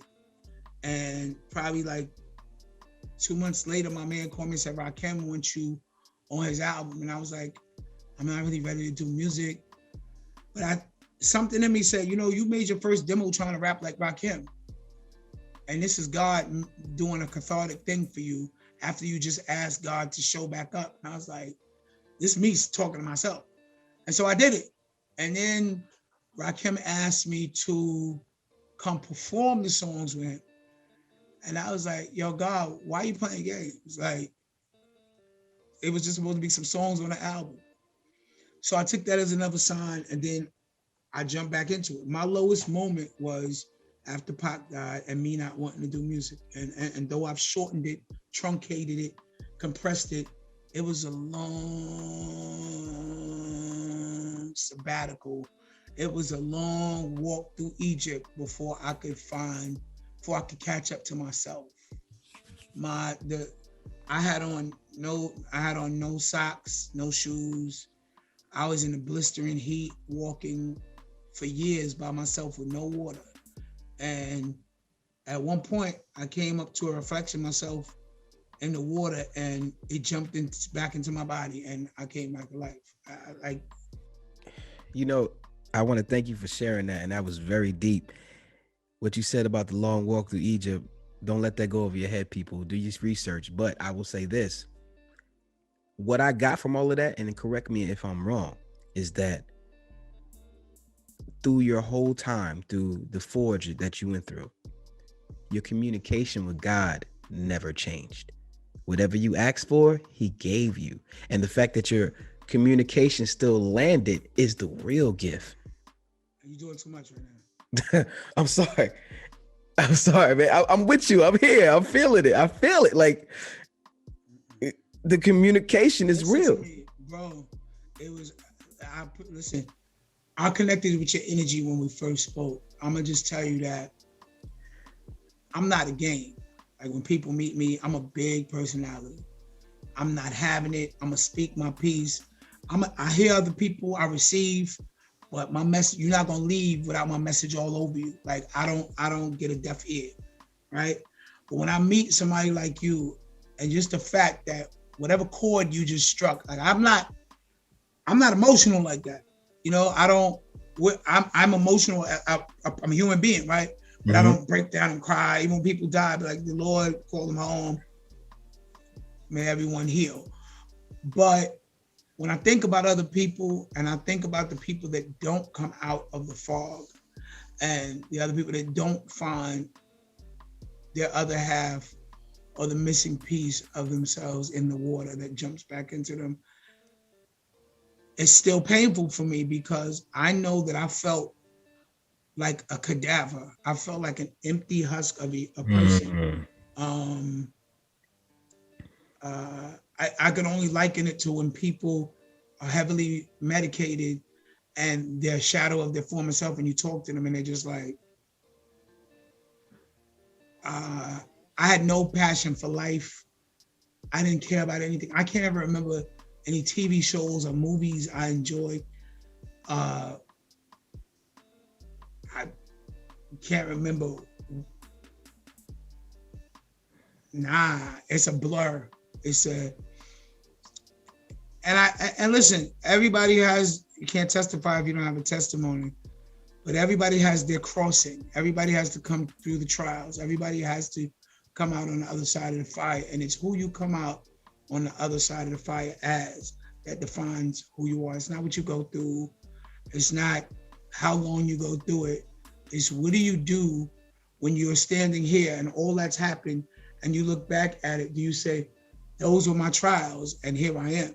If you look back and you be like, oh my God, my trials, then I tell people you didn't get the message. And the Bible says, I'm not a Bible thumper, but I know a lot. And the Bible says God will whip you till you submit. And if you do not submit to the message he is sending you, you will revisit it. You will date that same person over again. You will go get that same type of job. You will have the same run-in with the police because you learned nothing. And the thing that I do know about God, not that God is not an evil God, but he will increase the frequency and he will amplify the attack in those instances so that now you'll get it. Oh, you didn't get it on a 2. I got to turn it up for you. It's at a 5. Do you get a 5? It's like Chinese water torture or electroshock therapy. Turn it up. So I look at other people that are struggling, the ones that I can help, I help. But I'm another trendy word. I'm an empathetic spirit. I'm not gonna say I'm an empath because I can't. I'm a Cancer, the mother of all spirits. We are empathetic spirits, but everyone is an empath. They're vibrating at a higher frequency and blah, blah, blah. Listen, I feel what you feel, if not 10 times more than you do, because I bring experience with me. Your experience is only echoing the other 10 people that I know went through the same thing. And now it's compounded when I'm experiencing it with you. And it hurts like hell because I'm like, why do people have to go through this? You know what I mean? And when I some people do pull up out of it with the information that we give them. But when I see people that you give them all the answers, I had somebody tell me, I'm the type of person that needs to burn my hand on the stove. I don't need nobody to tell me. I said, you know that there were bridges only because other people fell in the hole. So what you want us to do is burn all the bridges so you can fall in the hole and say, oh, maybe there needs to be a bridge here. No problem. It's all right.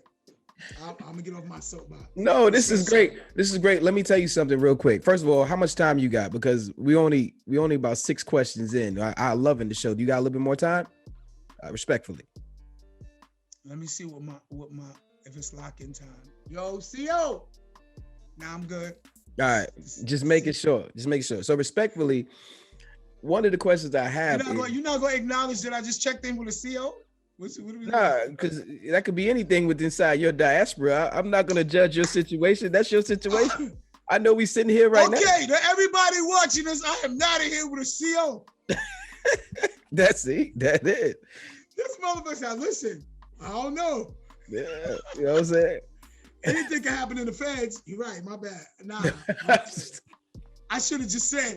Now you went far with that one. So that's a good one right there. But that's a whole nother conversation. You went far with that one. Listen, we here with Sheem, not Vlad. We good, guy. Let's get it. Talk to me about fatherhood and mentorship. And I just want to talk about how fatherhood is great. The kids are sweet. I want to talk about the times where you love who you're mentoring, you love your kids, but you don't like them right now. What type of patience you need to have as a father, just in that realm right there. It's my type of interview. Shout out to my daughter. She's a problem. She's a Taurus. She's 26. Taurus. She don't know how to. and you know what? And I got that from that spirit. Hey. Hey. Interview just changed. Now we good, bro. I can get along with anybody. Listen. Nah, go ahead. What you say? Yeah, no, she's a problem. You know, Taurus is my mom's a Taurus. Taurus is a problematic, but they're loving people, but they're a bull in a china shop. I mean, that is not coined for no reason. Yeah. And they get in their own way and they stubborn and they're nearsighted, myopic.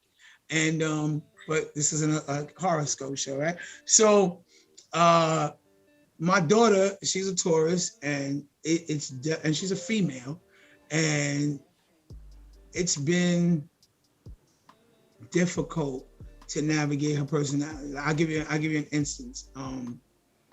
She's loving. She wants to, oh, daddy, daddy, daddy. And then I sent her a video the other day to look at. Like I sent all my friends, yo, look at this funny video. I send her a video, and you go an extra step, Taurus.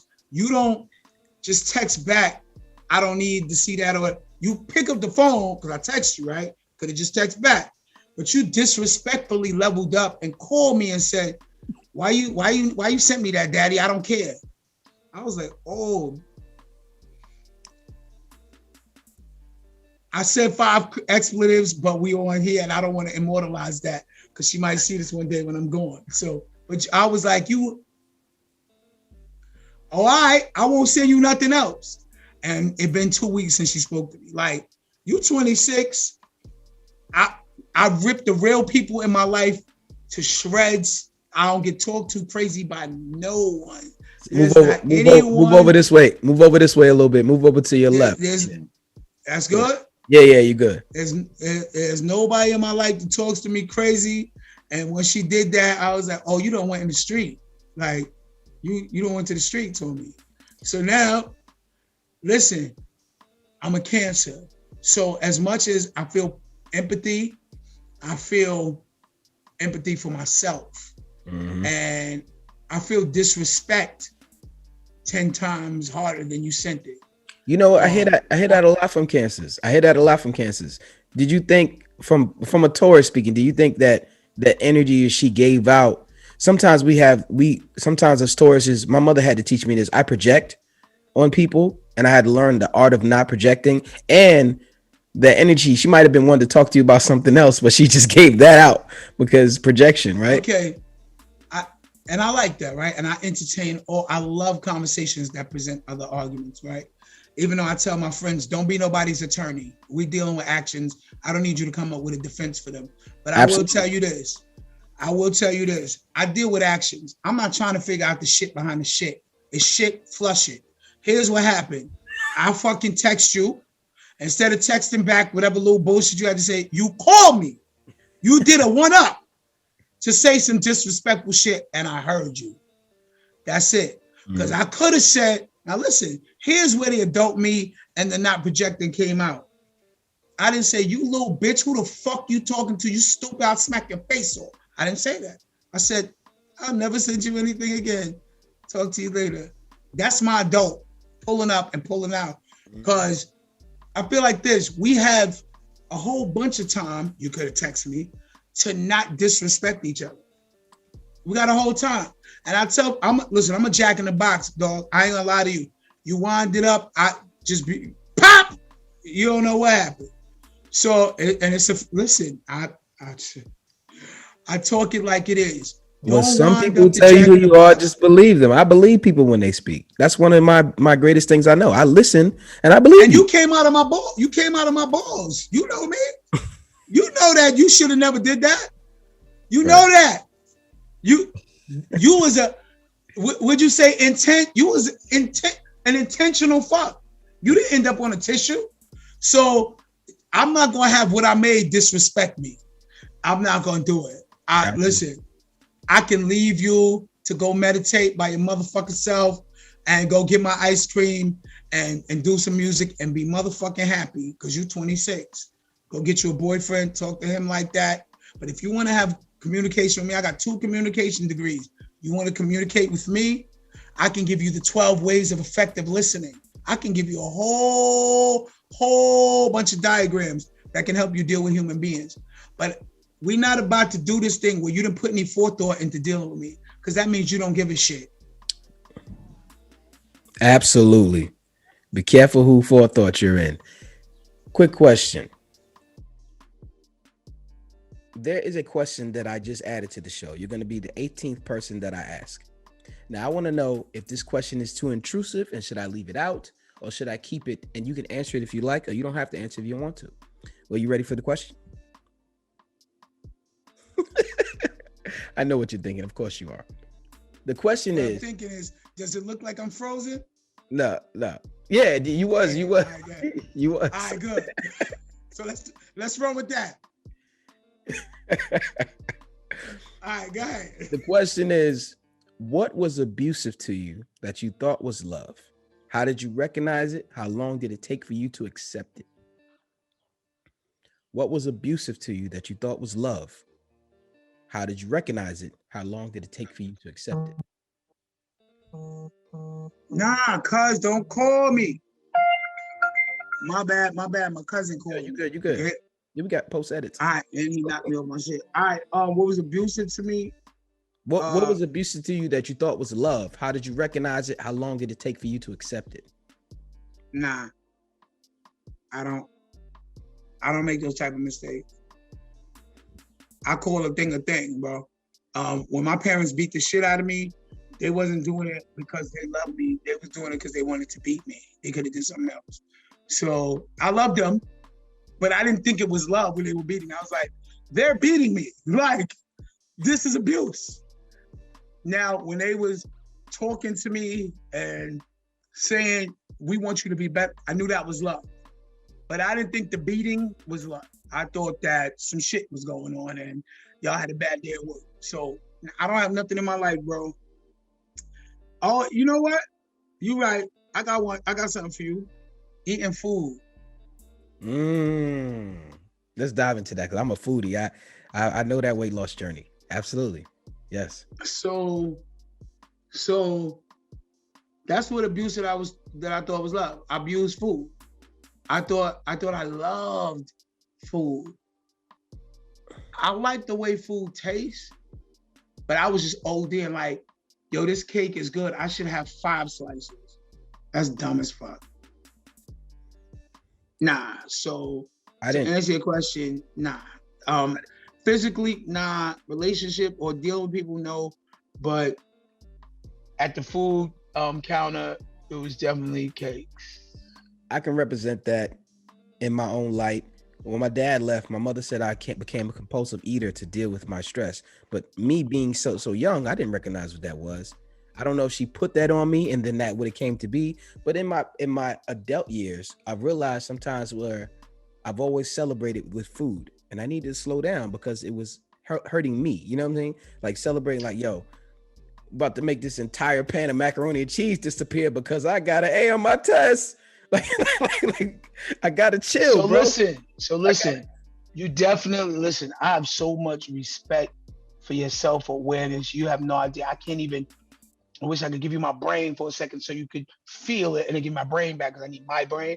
But you so self-aware is crazy. Like to say, I don't know if that's why I ate. You're telling me that's your interpretation and your perception, but I wasn't cognizant enough, or I'm not cognizant enough of my mindset then to know that that's what it was, right?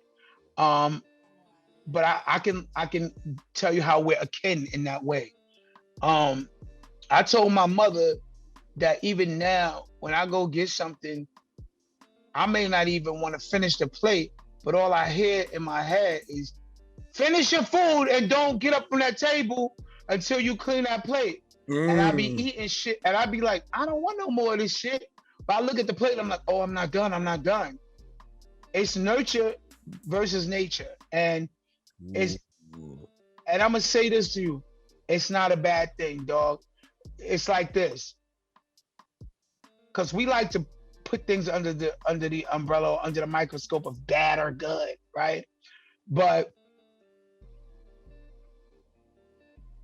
I make it about martial arts. I've been doing martial arts since a kid. When I got with a new professor, when I was older, I used to back up when I was sparring. He'd be like, we don't back up in Muay Thai, we sidestep. So it's not that backing up was bad. We're finding another way to retrain that to give you a better perspective, angle, right? If your parents only have the tools that they have. Absolutely. It's Pavlov's dog. They're giving us the stimuli and seeing how we react. They're not omniscient. They don't know every single thing that there is. They're not omnipotent, so they can't make things like they want it to be. But what they can do is say, here are the controls that I'm going to place on this situation to have a successful structure. He eats at this time. He only eats this when this. It's a birthday. We have a cake. That's structure. We can't be mad at the structure.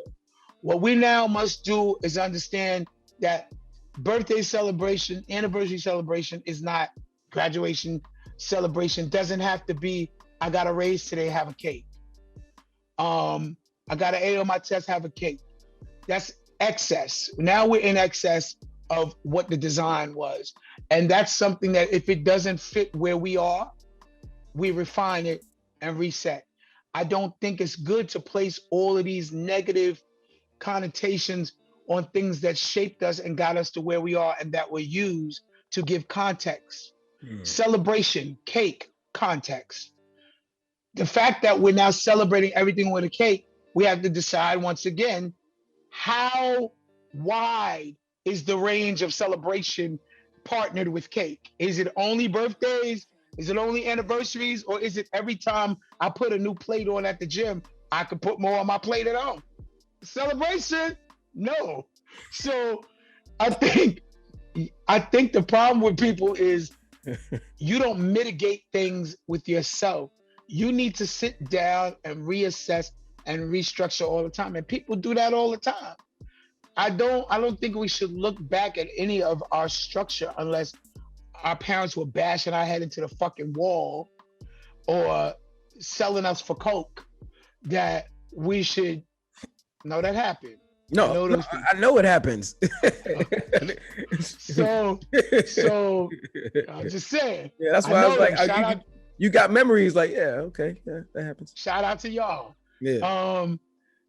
You know, so when you talk about things like that, I think we all have them, and we've got this new culture of looking back at those things and seeing different styles now and making our parents the bad guy. They're a villain in our life because they parented differently. They didn't talk to little Johnny, they beat him. Well, back then, maybe you needed a beating. I don't know. Some of these kids now might need a beating. So I don't think we should shame our training.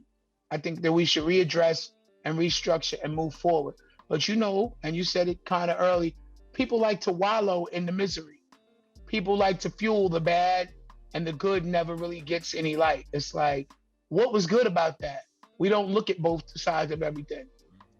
We don't look at things all the way around. We extrapolate what we want, and we're like, yeah, that was fucked up. Yeah, I hate my mother. Yeah. I appreciate your comments on that, man. I hope everybody's listening. You got a lot of light from that. And the greatest thing about Rewind, you can go back and re-listen to everything Pudgee is saying and really take it in, taking the books he talked about, the dialects, the way he thinks about his mind and what he's trying to put forward. And you don't have to be like any of us. You could just take the best parts of us and apply them to yourself in order to build your own personal robot. Now let's get into some fun talk. I love asking this question, but with you, I think it's going to be so different because this interview has been very enlightening. Did you ever get a sex talk? Who or what gave you sex education?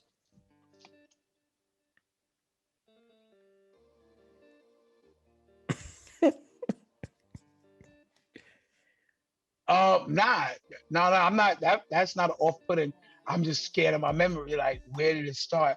You know what, man? I'm from one of them families. We didn't have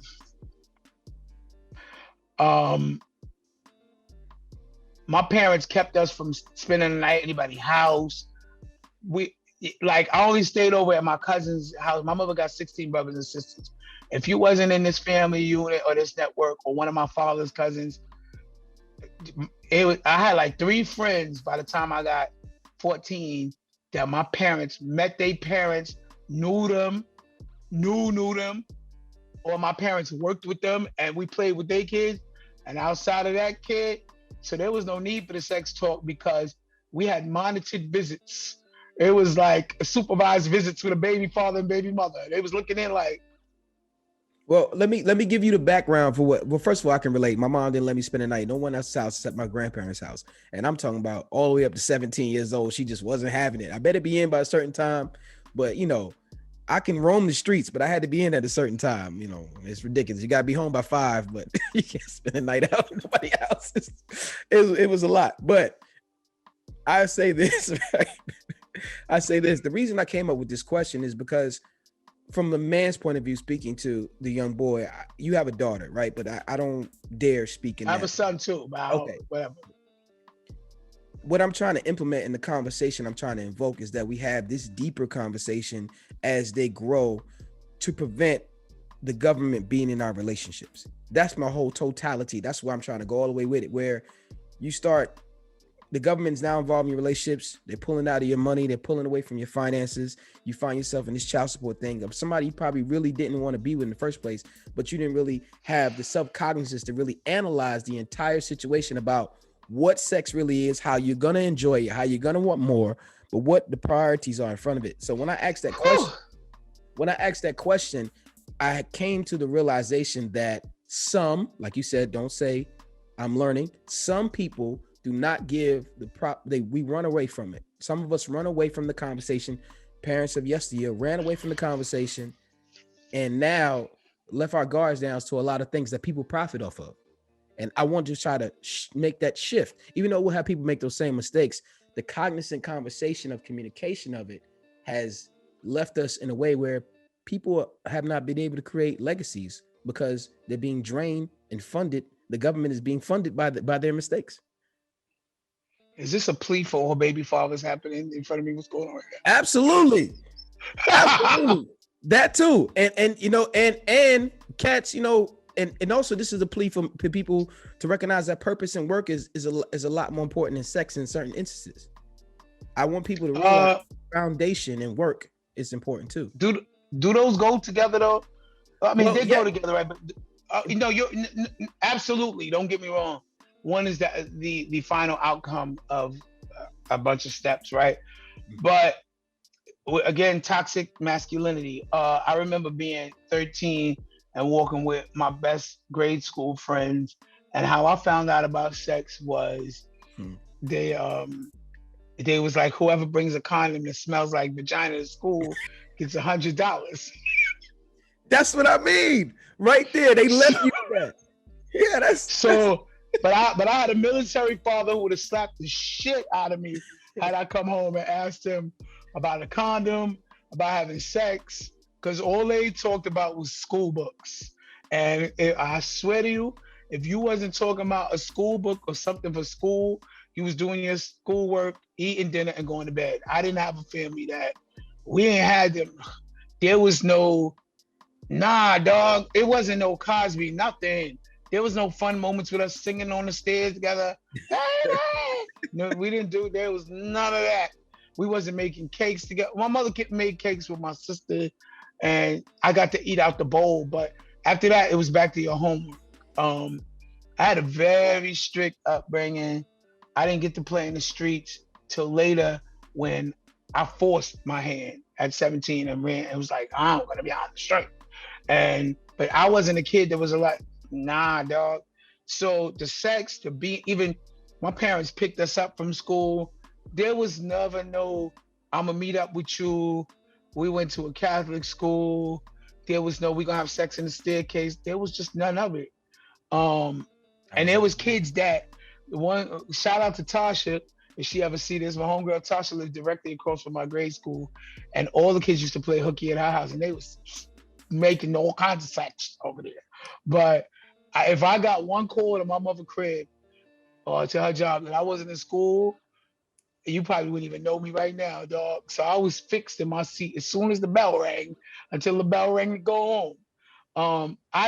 My parents didn't play them games. They didn't play them games. So I never, to answer your question directly, I never got a sex talk. Yeah, man, it was on my own recognizance. So did you, as a parent, did you have to give one? Did you give one, or did you allow life to run its course? So I got two different kids, two different baby mothers. My son's mother, she moved to Florida because I wouldn't be with her. So I didn't have a real say. You know, he was raised with he don't want us, mindset. You know what I'm saying? We kind of connected now. Yeah, let's not even talk about toxicity. Yeah. But my daughter's mother, she definitely called me like, your daughter likes a boy. And then I would ask, but she's a girl. So I was still gonna let her mother have the conversation and say, oh, boys only want one. I would tell her that, but we never had the conversation was for her mother. Absolutely. That, I'm good. Yeah, I'm good on that. I respect that 1,000% because I really feel I can't speak for women. I feel like that all the time. I mean, I know there's things. No, that's a fact. But I don't even walk down that street. And all you could tell is how disrespectful we are to women. And that's how still we speaking for us. That's still, That's what I'm saying. That's all you can't say. These are the feelings you're gonna feel. You're not gonna. You can't say that. You could say I've seen women do this, but you can't tell even them how to stave off their feelings because you don't know what they're feeling in here. We don't know about those butterflies. We feel stuff. Damn, I really like we feel the fire burning, but the fire burning is to make it to the bedroom. Their butterflies is to get married or to have you be my man and be together forever. So it's a whole, I don't speak in absolutes because the thoughts live, right? But I'm talking about the wholesome ladies. All right. That's another t-shirt. The thoughts live. I like that. T-shirt alert. The thoughts live. This dude is getting rich off of this interview. Somebody stop this. Take the wheel, Jesus. All right. Could there be a basic training program amongst men, a level of education where skill traits are taught within the community? I'm talking outside the church, outside the Boys and Girls Club, outside the school system, where we teach things like financial literacy, communication, how to change a tire, how to change a tie, gardening, general wealth building, real estate stocks, speaking with the elderly with intent. Do you think we can ever culminate something like that within our own personal tribe to make it work to the point where it's fun for kids? Now, this is the new communicative process. Like, I just bought some stock in Nike and I'm having a good time. Professor, here we go with the professor glasses. Do you think that we can ever get there and really do something like that in our communities? Are we too much against the fray in terms of content? So there have been clubs like that, right? They had the Big Brothers program. Absolutely. But there's never been. Let me give the context before you answer. I'm talking about like if you and I were neighbors, and our best versions of ourselves, the things we talked, and then we was like, okay, we're gonna teach this to our kids, and if our kids ever play outside, we're gonna make sure that like just have, for example, we in the neighborhood every week we have a flea market for the kids, and they have to sell something, and we as the parents walk up and down the street and buy what we want and teach them financial literacy, like the community actually working together to prepare them for how the world really runs. Outside of the Boys and Girls Club, outside of those things, like us, parents working together in tribal neighborhood fashion. That is an anachronistic community you're talking about. Anachronistic meaning, anachronism meaning something that is out of its time period. You're talking about a community from the 1940s and 50s when you could discipline my child because I told you, if you see him out in the street, right now, I say this about a lot of stuff, the world would have to be decimated and rebuilt with all those values. I'm not saying it can't happen because who the fuck am I, right? No, but you're teaching me about the word. I never heard that before. Please educate me. So anachronism is something that's out of its time period. So an old clock right now is anachronistic because we have digital everything, right? A typewriter is an anachronism. It does not belong in this time period. A person that thinks in the way you're thinking is an anachronism because they're out of their time period. Now, that thinking could be relegated to that time period, or you would have to create one of those cults. So could what you're talking about happen? Yes. In a community that is more like the Indians live on their own land that the government cannot come in and regulate, that they have, and I'm sure it's like that. It's grown up with culture. I say all the time that prejudice is good for one reason. It preserves culture, and those who are brilliant get it. How many people do you know that are Puerto Rican that can't speak Spanish and can't cook Spanish food? How many people do you know that are Jamaican that can't speak patois and can't name any parishes? I can name parishes and I'm not Jamaican. So we have a problem with culture. Why? Because the people of today want to be rappers and get their body done and forget to teach their kid their ancestry. They do not put them with their grandmothers and grandfathers, and they do not make them respect their elders. It is a whole different way of fashioning your community, and for that you would need to relegate yourself to a reservation with the Indians, who are going to have you have ceremonies. Go to Spain, where you're going to have a quinceañera. You go to communities that hold on to the old world traditions, which create the idea of culture. This is why so many people are lost, because they don't know who their people are.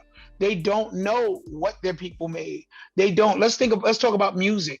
When the Africans were being stripped of everything that they knew, their language, their music, if the elders did not live long enough to write and pass it down, you know how many things we probably don't know our people created and used to do? Absolutely. There were no record keepers. There were no one in the tribe who was responsible for everything, to know what happened, to know transgressions of this person. You remember, back in those times, there was someone who actually kept record of if your wife cheated on you. These are things that are unbeknownst to the people of today. They exist as if they came here and they're responsible for tradition. They're responsible for culture. They don't know that everything they're doing has been created and existed for decades and centuries before you, and all you're doing is perverting it. It's not that you're not doing it, bitch. You doing it, you just fucking it up. That's it. It's funny what you said about keeping records of your wife cheating. There's a lot of laws and stuff when I was living in South Carolina that they had that people don't know about. Like on Sundays, you can literally take your wife to the Capitol and smack her around, and it's legal. That was still on the books till a few years ago. Like, it was just like a lot of stuff. I never heard of that, and I like that. You look it up, yo. It was weird. Like, you can do certain things that was in the real laws of that state. And what you said is very, very strong. And I want people to take this interview in and really digest it. Man, I appreciate it. Once again, I appreciate you coming on the show. I'm learning. I appreciate you, bro. I'm learning a lot. I like the words you're giving me. I'm definitely writing them down, and I'm gonna do my own research and build my vocabulary and build myself up. Now let's get to I like that. Let's get to the minuscule things I like to talk about, the small stuff. I want to know the top 3 things you want in a woman. And the reason why I want to know, and I know it has to be more than 3. I know, I understand, but I just want 3. And when I get these 3, I want to see if you say the one intangible that I feel a lot of people leave out. Now, there's no wrong answer here. Everything is subjugated towards you, of course. But I want to have this discussion. So, Mr. Pudgee, what are the top 3 things you want in a woman? I know them, and I know you said it's subjective, but I think a lot of men feel this way, and I'm gonna tell you, I went out into the world. A lot of men, men in my experience, a lot of men that I've spoken to feel this way, right? And this speaks to why women don't understand why they're not the one. You like turning that knife. Yeah, I mean, I'm gonna go all the way. I'll just stab you. I'm ready. We gotta finish it. I'm a finisher. Yeah. So, top 3. Top 3.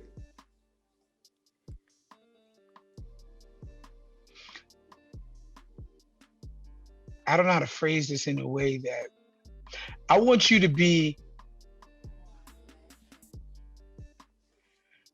I want you to be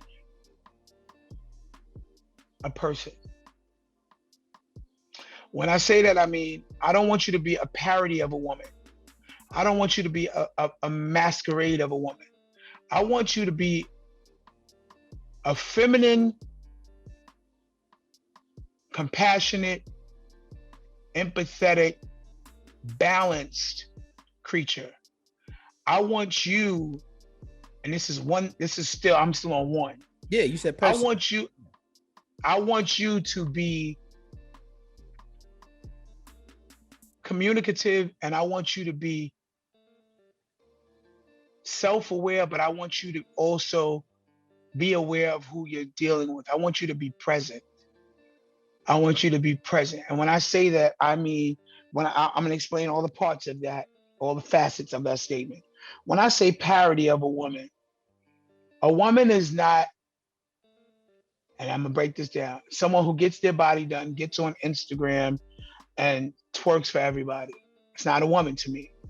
Getting your body done, there's nothing wrong with that. If I'm all for improvement, I'm all for self-betterment. When you go to the gym, some people take the doctors, the same shit. You reshaping your appearance, right?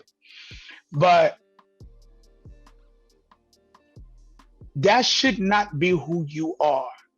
That should be the icing on the cake. A woman is a superhero. A woman, and I'm gonna talk about my mom. A woman can see a man's anger, can see him on fire, and can navigate that personality with the expertise of a surgeon with a scalpel and come out with his best personality on top. She can weave through that nigga's whole personality and be like, here's the best you, look at it and be that. And he doesn't even know what's happening because she's so savvy and she's so beguiling. A woman should be beguiling. That's what a woman should be. The word is spelled Beguiling. A woman should be enchanting. A woman should be an experience. A woman should be open, but intricate, interesting. It doesn't even have to be about me because I would love to just dive in the pool of who you are as a woman and be engulfed by your presence. You just being here. It's not about sex, it's not about you. You don't even have to cook because I cook, right? You just gotta watch TV with me, wanna talk, wanna listen. Don't tell me you're doing too much. Oh, I want this. Do what I call looking out the window, where we got this perfect life, and because your girl pulled up in a Rolls Royce, you like, oh, I fucking hate our life. She got a Rolls Royce. I think a woman should be a man's piece because men are erratic, men are chaotic. There are women that are like that, and there are men that are the reverse. Don't get me wrong. But I'm talking about in the truest, most primal sense of who we are, caveman days. A woman should float down from heaven and a man straighten the fuck up because her spirit pulls it all together. I can't even, I'll make it about my daughter's mother. I've had sex with a lot of women on tour, randomosity. I had a whole thing where I was fat, so anybody who would sleep with me, I was like, oh my God, you like me? I feel lit. You know, I've met them. I'm a go-getter. I'm a hustler. I'm a stripper. I'm a two people. This white girl I dealt with remember my best friend I told you, Kenny, who got killed from the IBM dances. This is a microcosm of a woman's personality. He got shot. I told her he got shot. I had to go to the studio. We in LA. She's a stripper. We be having sex in the pool, chilling. She white, she bad, fake, blah, blah, blah, all that stuff. You know, you feel like, oh, I made it. She's fire, whatever. I came home. She knew my best friend got murdered.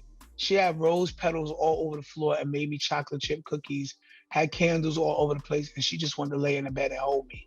That's a woman. That's a woman. Because I'm gonna be attentive. I'm gonna listen to you. I'm gonna get you everything you want. I'm gonna be mental because it's not just about the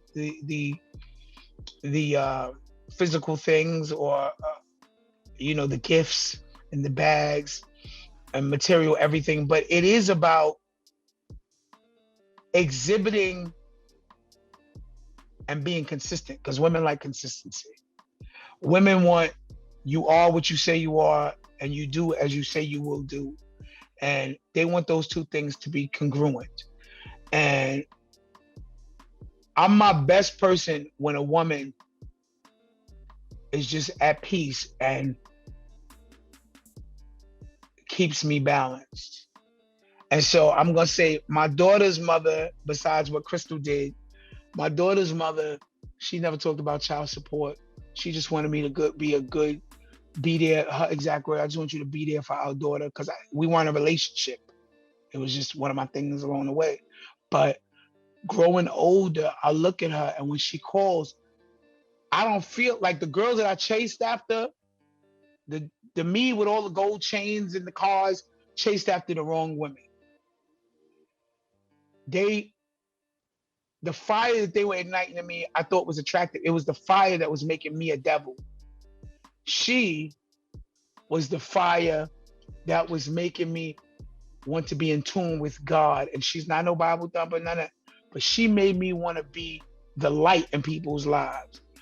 Her energy inspired me to be a peaceful person and good to other people. There's nothing that's too much about my daughter's mother. She's amazing for me.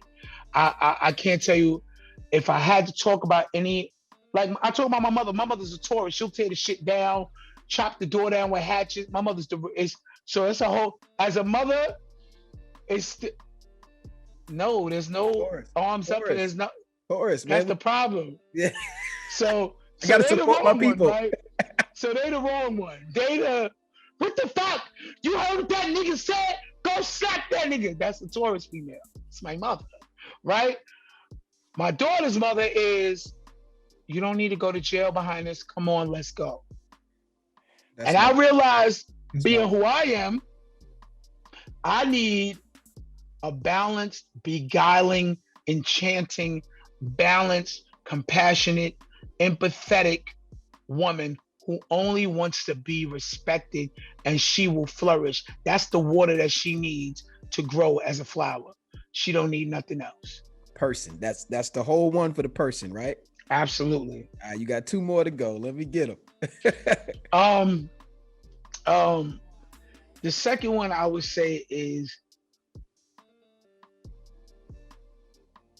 she needs to be a good listener. I'm a person that, this is a thing, it's a trigger, it's the gun, it's the bullets, it's the whole shit. If I'm talking, I don't care if I'm on 95, that's my personality. Let me get it out, and I'm gonna come back downstairs. But right now I'm on the roof, bitch, and I'm screaming this from the mountaintops to Jesus' people. And don't tell me, oh my God, calm down, or I don't want to hear all that. I don't got all of that. Sends a signal to me that you're not for me. I need someone that's going to be a listener. Sometimes I don't even need your fucking feedback, whoever you are. I just need to say, yo, so-and-so did so-and-so, that's fucked up. I can't believe they did that shit. All right, yo, you want to get something to eat? But when you tell me, calm down, which in psychology, that's a trigger word for people. When you're dealing with EDPs, which are emotionally disturbed people, there's a training where to de-escalate those people, you learn words that are trigger words for people. Calm down, stop it, relax. It's not what you say to somebody. It'll be all right. It'll be all right, it's good. Tell me about it. Oh my God, I'm sorry that happened. Mm-hmm. Explain. What are you feeling about that? What do you want to do? How can we fix it? That's what you say to somebody who is in turmoil. You don't put a cap on a bomb. You don't say, that's a bomb. Let's just cap it so it could blow everything the fuck up. No, you try to what? Diffuse it. These are things that for some reason idiots have to be taught. Yo, stop. Yo, chill. Calm down. What the fuck? Like, that's what you do to your children which is why they are in turmoil, which is why they become EDPs. And they are emotionally disturbed people. And they need to be de-escalated because they felt what? Like somebody said to me recently, I felt like no one ever heard me in my life. No one will listen to me. I think So, go ahead. I think that is like, for a few instances, I started to feel like women didn't listen to men when we spoke. A few moments in my life, like in relationships, a man will tell you, a man, in my opinion, not all, maybe not all men, but Right. a man will say, yo, this is really bothering me. Because talk about speaking to my friends, he would say directly what it is. And his counterpart. Well, you said a man. You Yeah. said a man. A man, you mean all men. You do mean all men because a man is different from a male. So you're right. Right. A man will say whatever you say. Go ahead. Absolutely. So these my counterparts would say, you know, this. I said this to my counterpart, but she didn't hear me. Like, I said it many times. This is how I feel. Some people just don't take in the information. People don't listen to people on both sides of the fence. Like, really listen. You know, a communicative process for men. And I know you've seen this. People arguing back and forth, and someone says one thing, man, you got one more time. If you listening, you mean it's about to be on. That's it. Ain't no more conversation. But if you ain't listening, you might find yourself on your back because you wasn't ready. Well, you know, they be listening and they take that as a challenge. Right. So it's either or. Either or. One more But, time. What the fuck? We need one more but time. all that talking right there is, and it pops off when it's somebody, one more time, boop. Like, you know, it's like they're not listening. You know what I mean? Right. One more time is the trigger. Like, you know, they go right at it, like you just said. So I appreciate you saying that. And we have number 3. You said, what is your third one, sir? Number 3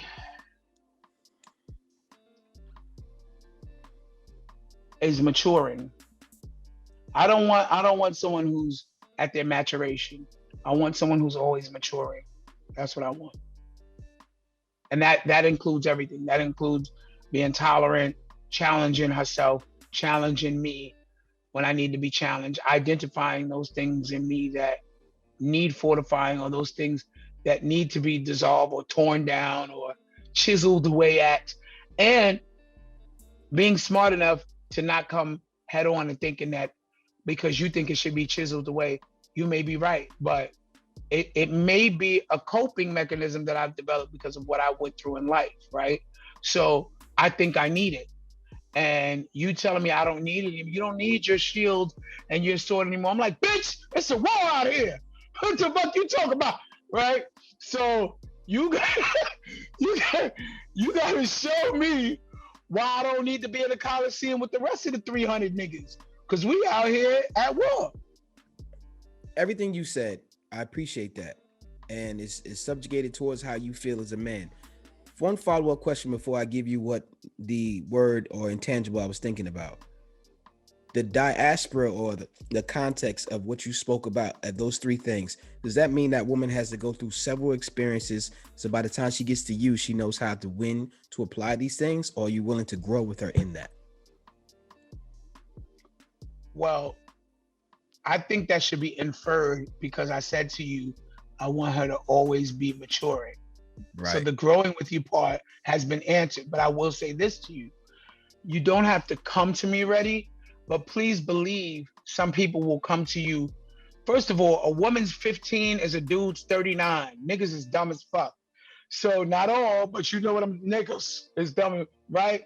So when you come, and you've had maybe you've had a well-rounded life. Maybe you have an affluent family. And I was gonna go back to what you were talking about, a charm school for women you went to, like we need for men, where men are being groomed, right? Like Ophelia DeVore's, which was the charm school for females, where they learn to walk, hold your handbag, what handbag with what dress, how to shake a hand, how to look directly into a man's eye, how to stop them from looking at your cleavage. These are all trainings. Men should have the same thing.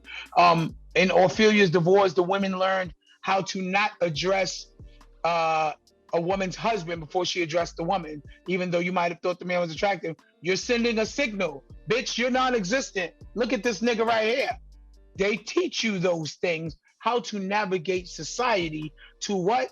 Coexist.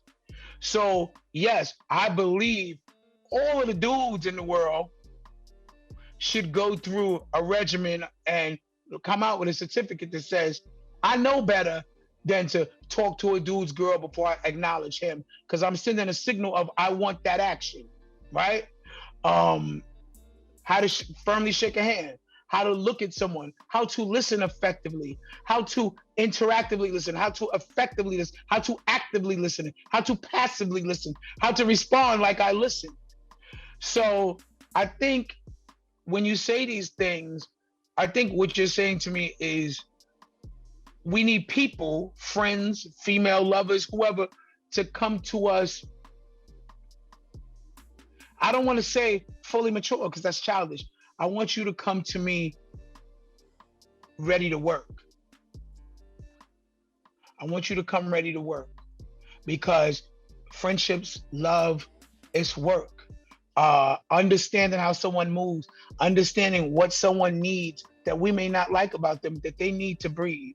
They need that to function. They're so used to being objectified. Maybe, you know, someone's always talking about their body. So now when you talk about their body, they feel uneasy, but it's not about you.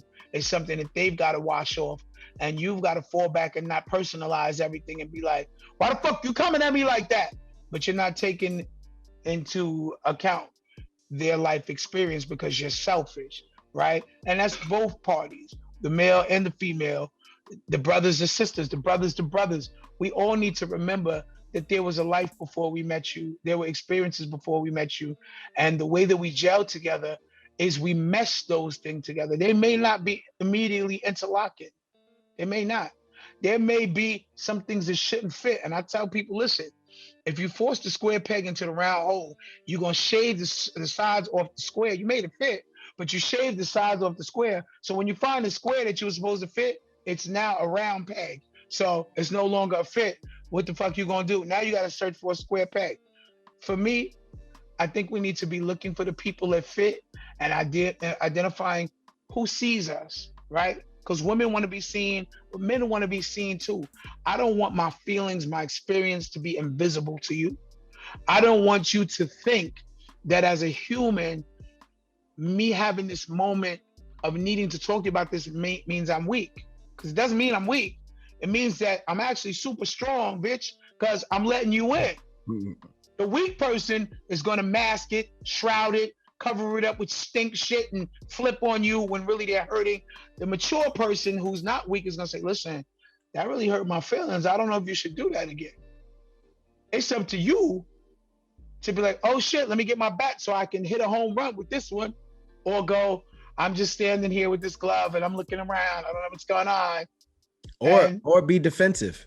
They bring up another moment where you didn't listen. People do that too. Oh, hold on. You about to fight me right now. You are my brother. I listen, this is a hug. It's a hug right now. Listen to what happened. If I tell you, yo, I really don't like when you talk over me and you're like, well, you be I'm like, oh shit. You done held all that in? Yeah. But I do say this. I go, you taking my moment of bravery, let's be clear. You taking my moment of bravery to talk to you about something that's bothering me. To get brave, you a pussy. Period. Because you was walking around sour the whole time, but because I'm gonna say what I say when I feel it, and the moment I want to say it, I'm gonna say it. Now you feel like the door's open for you to drop a whole bunch of shit on me. You know what I say at the point? Bitch, I'm not addressing none of that because it's what? Out of context, ho. You had your time to process. We could have did it both at that time. I don't even remember why I said whatever you mad at about, because that shit was 2 months ago. In other words, I say it like this. This is about me. This is not about you. He says it a lot differently. Nah, it's that too. But listen, I got to clarify. You had your window, bitch, and you didn't climb through it. This is a door now. We're not at the window. You're supposed to jump through the window. I'm like, hold up. I don't like it when you grab my titties in public. I'm like, oh shit, my bad. Yeah. But you bringing it up now. I don't even remember when I did that, bitch, because I grab titties all the time. You like my other girl. It's just 4 y'all. I don't remember. Was it your titty? You sure it was you? Sure that was me? I'm just saying, seize the moment, my nigga. If you got an issue with me, talk your shit. Respected. So the one thing I think people leave out, and I want to say that you covered it because there's different forms of it. So you spoke about having empathy and having is intelligence. And intelligence is broad, right? We got emotional intelligence. We have all these things recognized.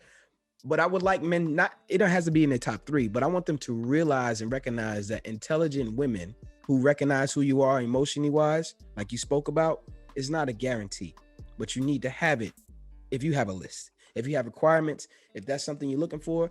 An intelligent you need, woman, what? Emotional intelligence? A lot, yeah. Intelligence is a broad spectrum. But we're talking about emotional intelligence. You said, yeah, in general, a lot of men don't even look for that.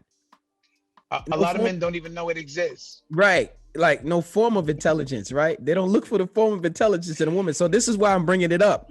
So now anybody listening can say, I need to look for some form of intelligence in a woman that this is for the long term. This is for somebody you're really looking for, right? This is not for the short term. Short term is different things people use to trap. Don't worry about me. Don't worry about me. You good. My technical difficulties. You're having some vertigo over there. I get it. Let's continue this conversation. Let's stay right here. Let's stay right here in this women men talk. I have this question. This is my favorite question on the show. Now you can take it the way you want to, flip it around. It's subjugated towards you, but I love this question. As a husband, I'm gonna put you in the husband seat. As a husband, would you rather have a great woman or a great wife? And please explain, which one you choose.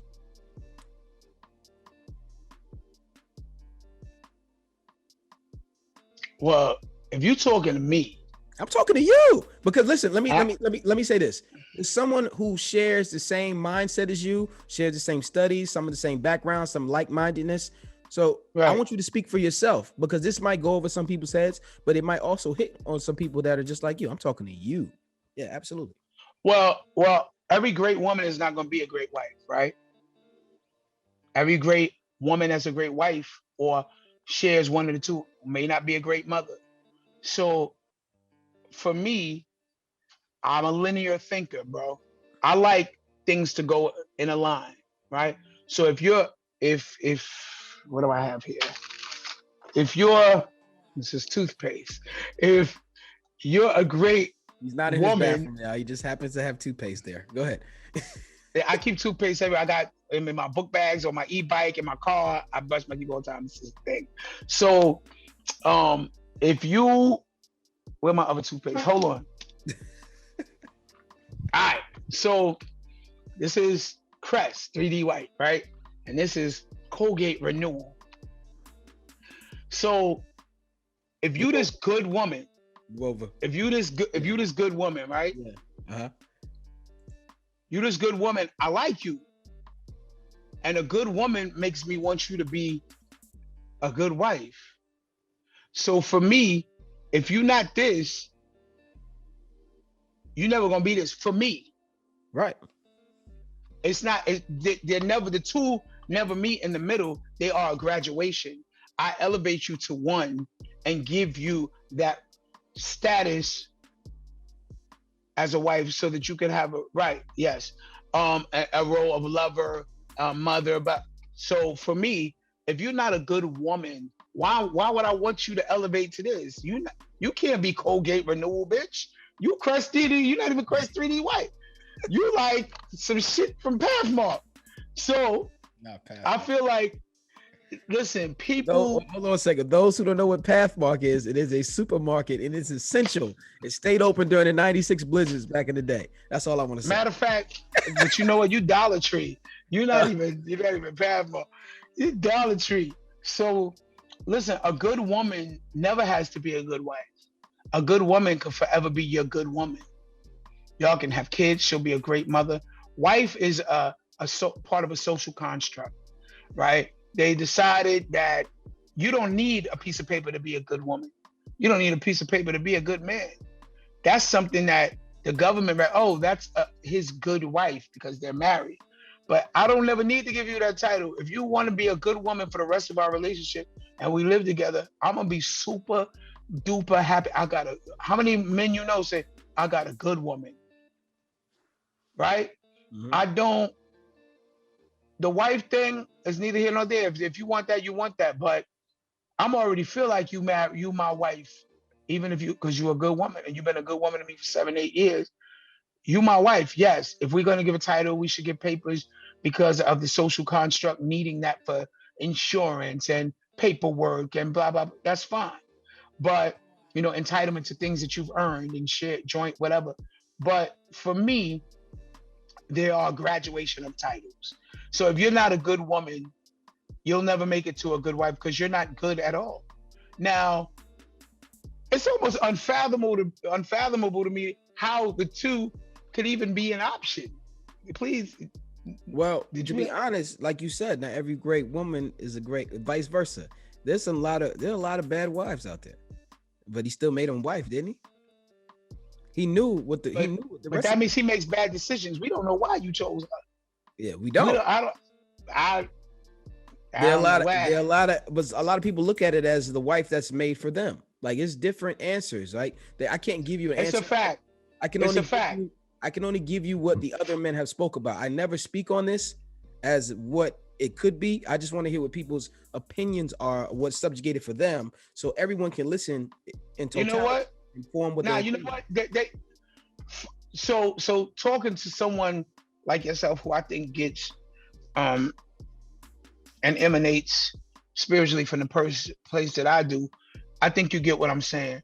But I do believe that you could be a good wife if it's an arrangement, right? If all you're supposed to do is make sure the paperwork is taken care of, keep the house clean, show up when you need to show up. You're a trophy, you're a prop. Um, you might have a boyfriend on the side. You're a good wife. That Well, whatever. yeah. Also, let's speak about this is around the world too. What we're talking about. So the wife could be the joining of two families coming together, also, and beneficial for the entire family's connection for wealth and process. Let's not forget about that part too. You don't went to Yeah, hierarchies and because shit. you got to remember where I'm at, and with the people that I do interview, also they come from that background. Some people married within their families. Arranged marriages. Arranged Yeah. marriages come within that background. So it's And you know what? And I'm so glad that I'm not privy or experienced in that world because that sounds empty and shallow. It sounds painful. You may luck up, you may get, I'm sure some of the wives or husbands look challenged and you like, but it's gonna make the family blow up. And it's like, all right, cool. But this monster I'm marrying. your perspective is welcome, and I love it. But what I often think about is when people don't have the education or know to think that if they only To had think independently. yeah Yes, you're right. if they've only been given Crest is the only toothpaste they're gonna swear by Crest because they never even been exposed to the other version, right? Right? So all you got is Crest. So when we're You know not what? we're watching from a distance, we're watching from the dentist's office, like you don't see You all want these to know toothpaste something? brands? Thank you for pulling me back because you know what? Sometimes we're so progressive and we're so advanced and we're so capable and so able and so allowed that we don't realize that there are places where people never even heard of marrying who you fell in love with. Right. They raise you in the cult on the reservation, and all you know is that's my husband, and you're 12. We're gonna get married, and you're like, you can marry who you want. Don't you want to marry somebody? And they're like, You shh, you're Are gonna you get whispering for the killed. clouds? He whispered, but Now I'm whispering for in those countries where you're gonna get your motherfucking head chopped off. yeah. But even talking about something against the monarchy, they're like, we don't marry people we love here. And only thing I'll ever say about women from America, right? Only thing I would say is I know we have our differences and I know they feel that they're done wrong, but they're so much freer than most other places.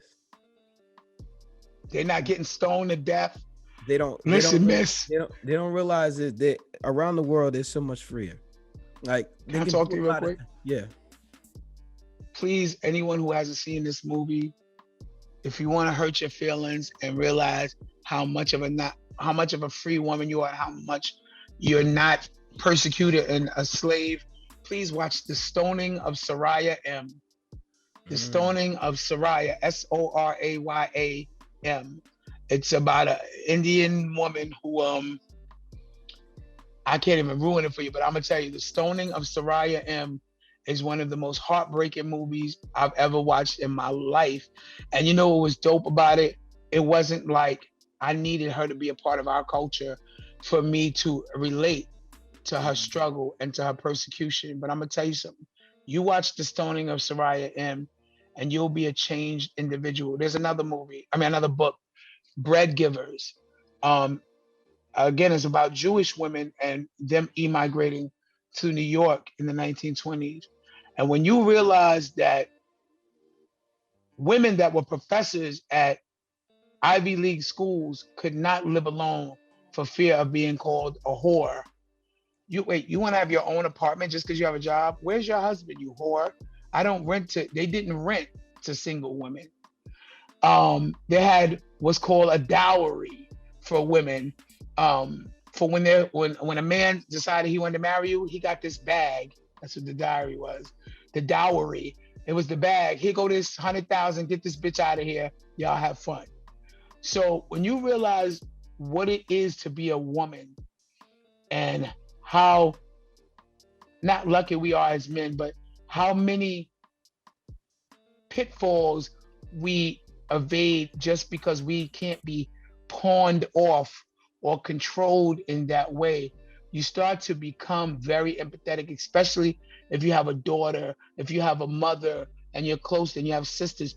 It's heartbreaking. That Stoning of Soraya M and the Bread Givers book both fucked my head up. Like, they moved from Poland to Hell's Kitchen in New York, and it was like you were third class citizen. You're a third world member of society. It's yeah, man. So I have a different respect for women for some of those things. You know, education and having a loving mom and grandmothers and sisters and a daughter. Even though, you know, as young boys, we do dirt with females to prove ourselves to ourselves. At some point, if you reach your maturation, you start to say,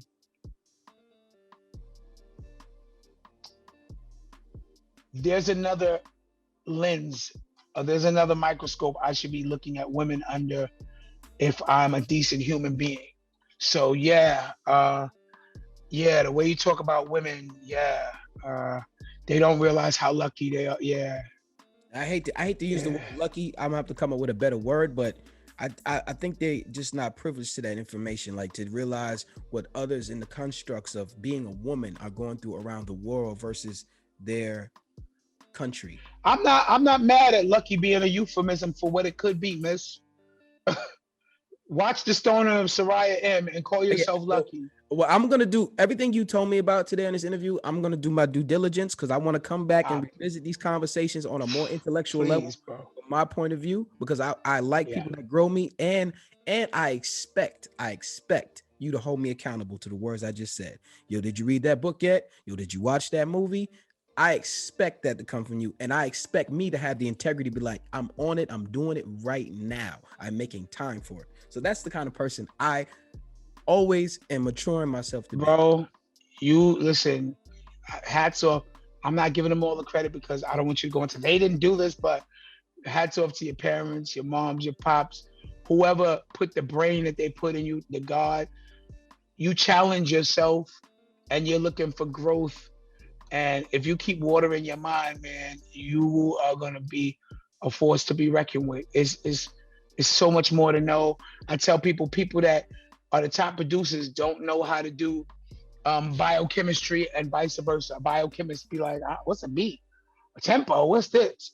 So we can't all know everything, but if we start to add to our repertoire, we can find ourselves in conversations that may spurn some other type of or spark something that's going to grow you. It may not even, you may not even go in the area that they're sending you, but it ignites something. And you know, now your synapses are firing, and you're like, oh my God, I could do this. I could go read this book. I want to read up on. I like those people, man, because if all you know is what you learned up until you was 21, then what the fuck are you, a tree? It's done. Yeah. And the thing about it is what you said about the book, you said what kept you there was this. And I have a lot of problems with that. I'm willing to admit if I'm reading something and it doesn't keep me there, I'm like, because I do read a lot, but I don't say I read consistently. I read information, I get information. I like to read up what's going on, but to read it or to read a book for me, it's very challenging for my sporadic, always wanting to learn something, not liking the interim all the time of where something's going. So I have to challenge myself. Well, that's a heavy book, right? And you did say what books. So I'm just gonna give you another. No, funny I like book, that. right? I like heavy. I love heavy. No, I want that, right? But here's a concept that even though it was written with a tongue-in-cheek spin on it, this book I picked up when I was walking down Fordham Road. I don't know what called out to me, but I don't even read these ghetto books. I'd be like, who this ghetto person? Two people with guns on the cover. I ain't reading this book. This is dumb as hell, right? So I saw this book and I picked it up and I read it. And bro,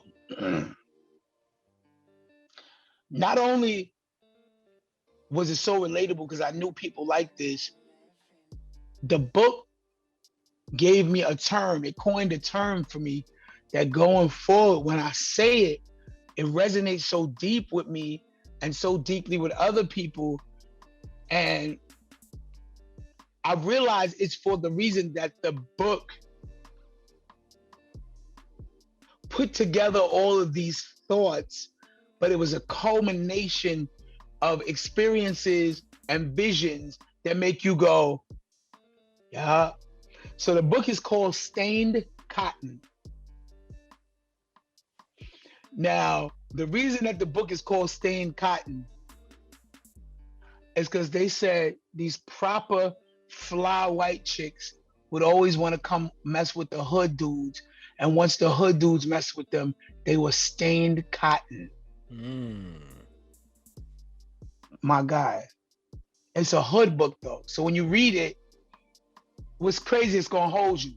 It's gonna hold, I'm telling you, that the way they describe the chicks, the way they describe the brothers, you want this to be a movie. The book is gonna hold you.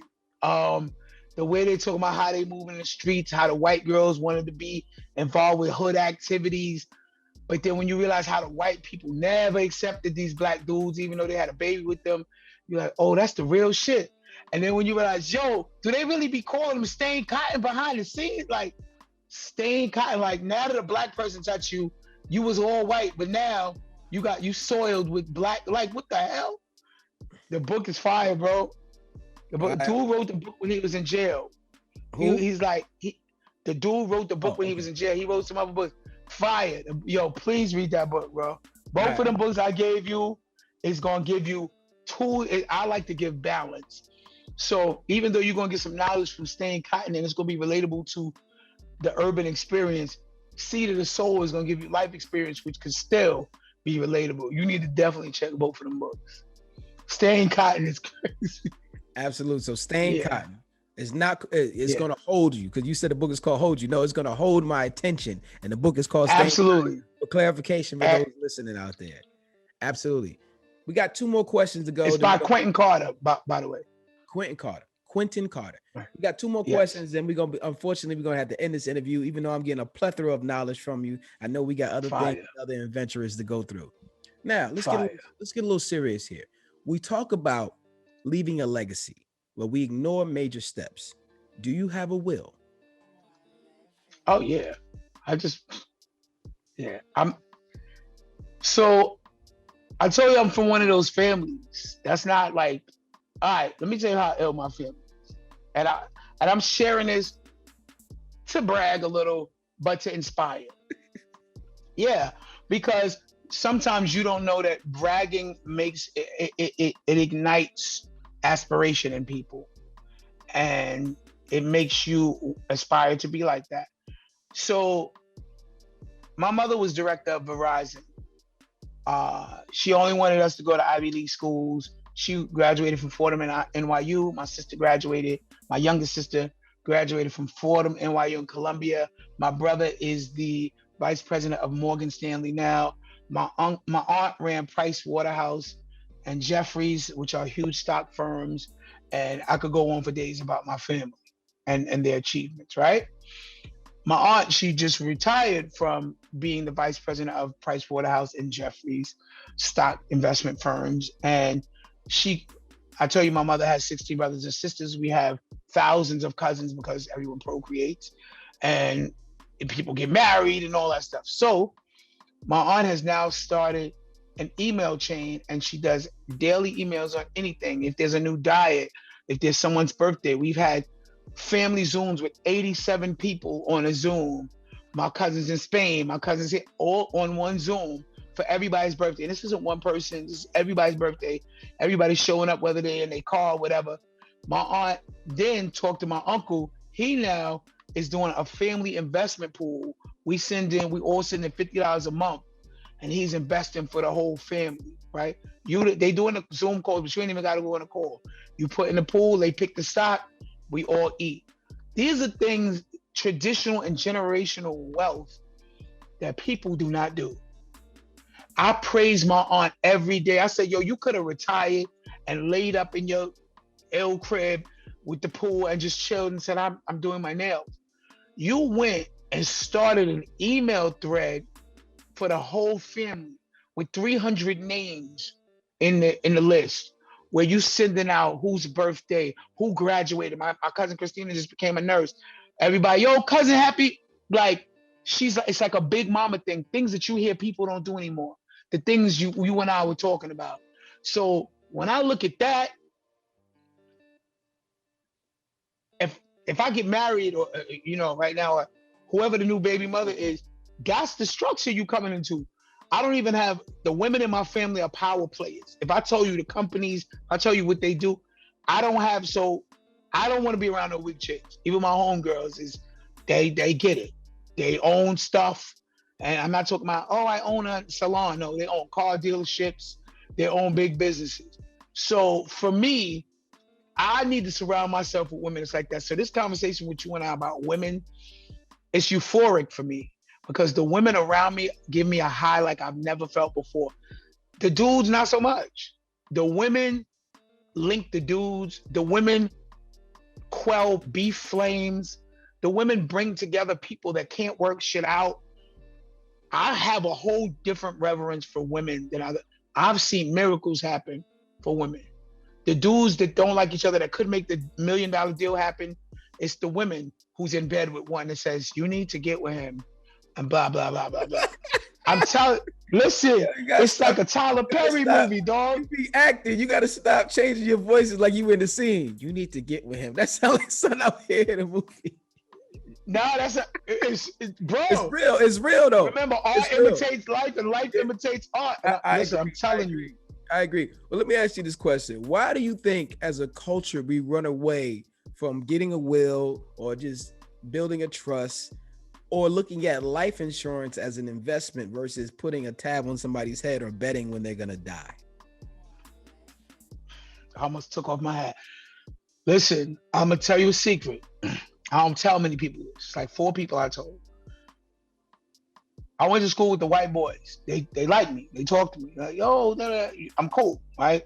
So I get to hear, I don't have no racial tension going. We cool. So they start to tell me things. One dude told me, he's like, people want to know the secret to our community and why we have money. He's like, but they don't know what we do behind the doors or whatever. This dude told me that the Jews have their kids, when they turn a certain age, take out insurance policies on their parents, get a job, and pay for that insurance policy on top of the ones that their parents got for them. So you're not walking away with $1 million policy. You got $1 million over here, $1 million over here, and $1 million over here, right? So you already taken. Then you do that with your kids. He said the reason it wouldn't work, he said respectfully, in the Black culture is because, as you've seen on YouTube, you can Google it, the rapper that killed his mother for the insurance money and was balling out of, it's on YouTube, balling out of control, buying everybody everything, whips and throwing money everywhere, is the black people will kill each other for the insurance money. Like you was just saying, like price on your head, oh, my mother, I got $1 million insurance policy, just set this bitch up and we gonna eat. Like weird shit. I think that besides that, and the idea that people don't have enough, they look at an insurance policy as another bill. They can't see it. You and I just talked, we've used this word several times tonight. Tangible. There's an intangibility factor to a will. Like, what am I paying? It's like insurance. Why am I paying this shit? I don't use it.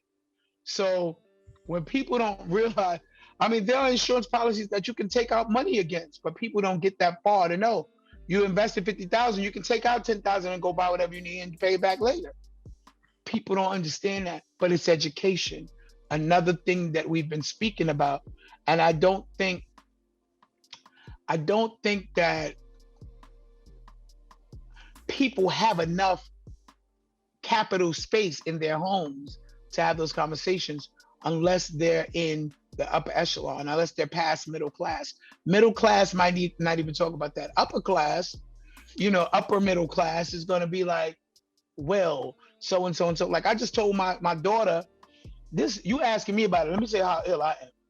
I had a whole conversation. Her grandmother was feeling sick. She's like, I keep telling her she needs a will, but she don't have the money to do so and so. I said, you do know that there's apps called living will apps. You can tell people to look it up, where they'll do all the work for you. All you got to do is enter the information and it will construct a letter and the names and so on and so forth, right? You do know that all you have to do is write your ideas down, make a video of yourself, notarize it and give it to an attorney, and it's your will, right? You do know that.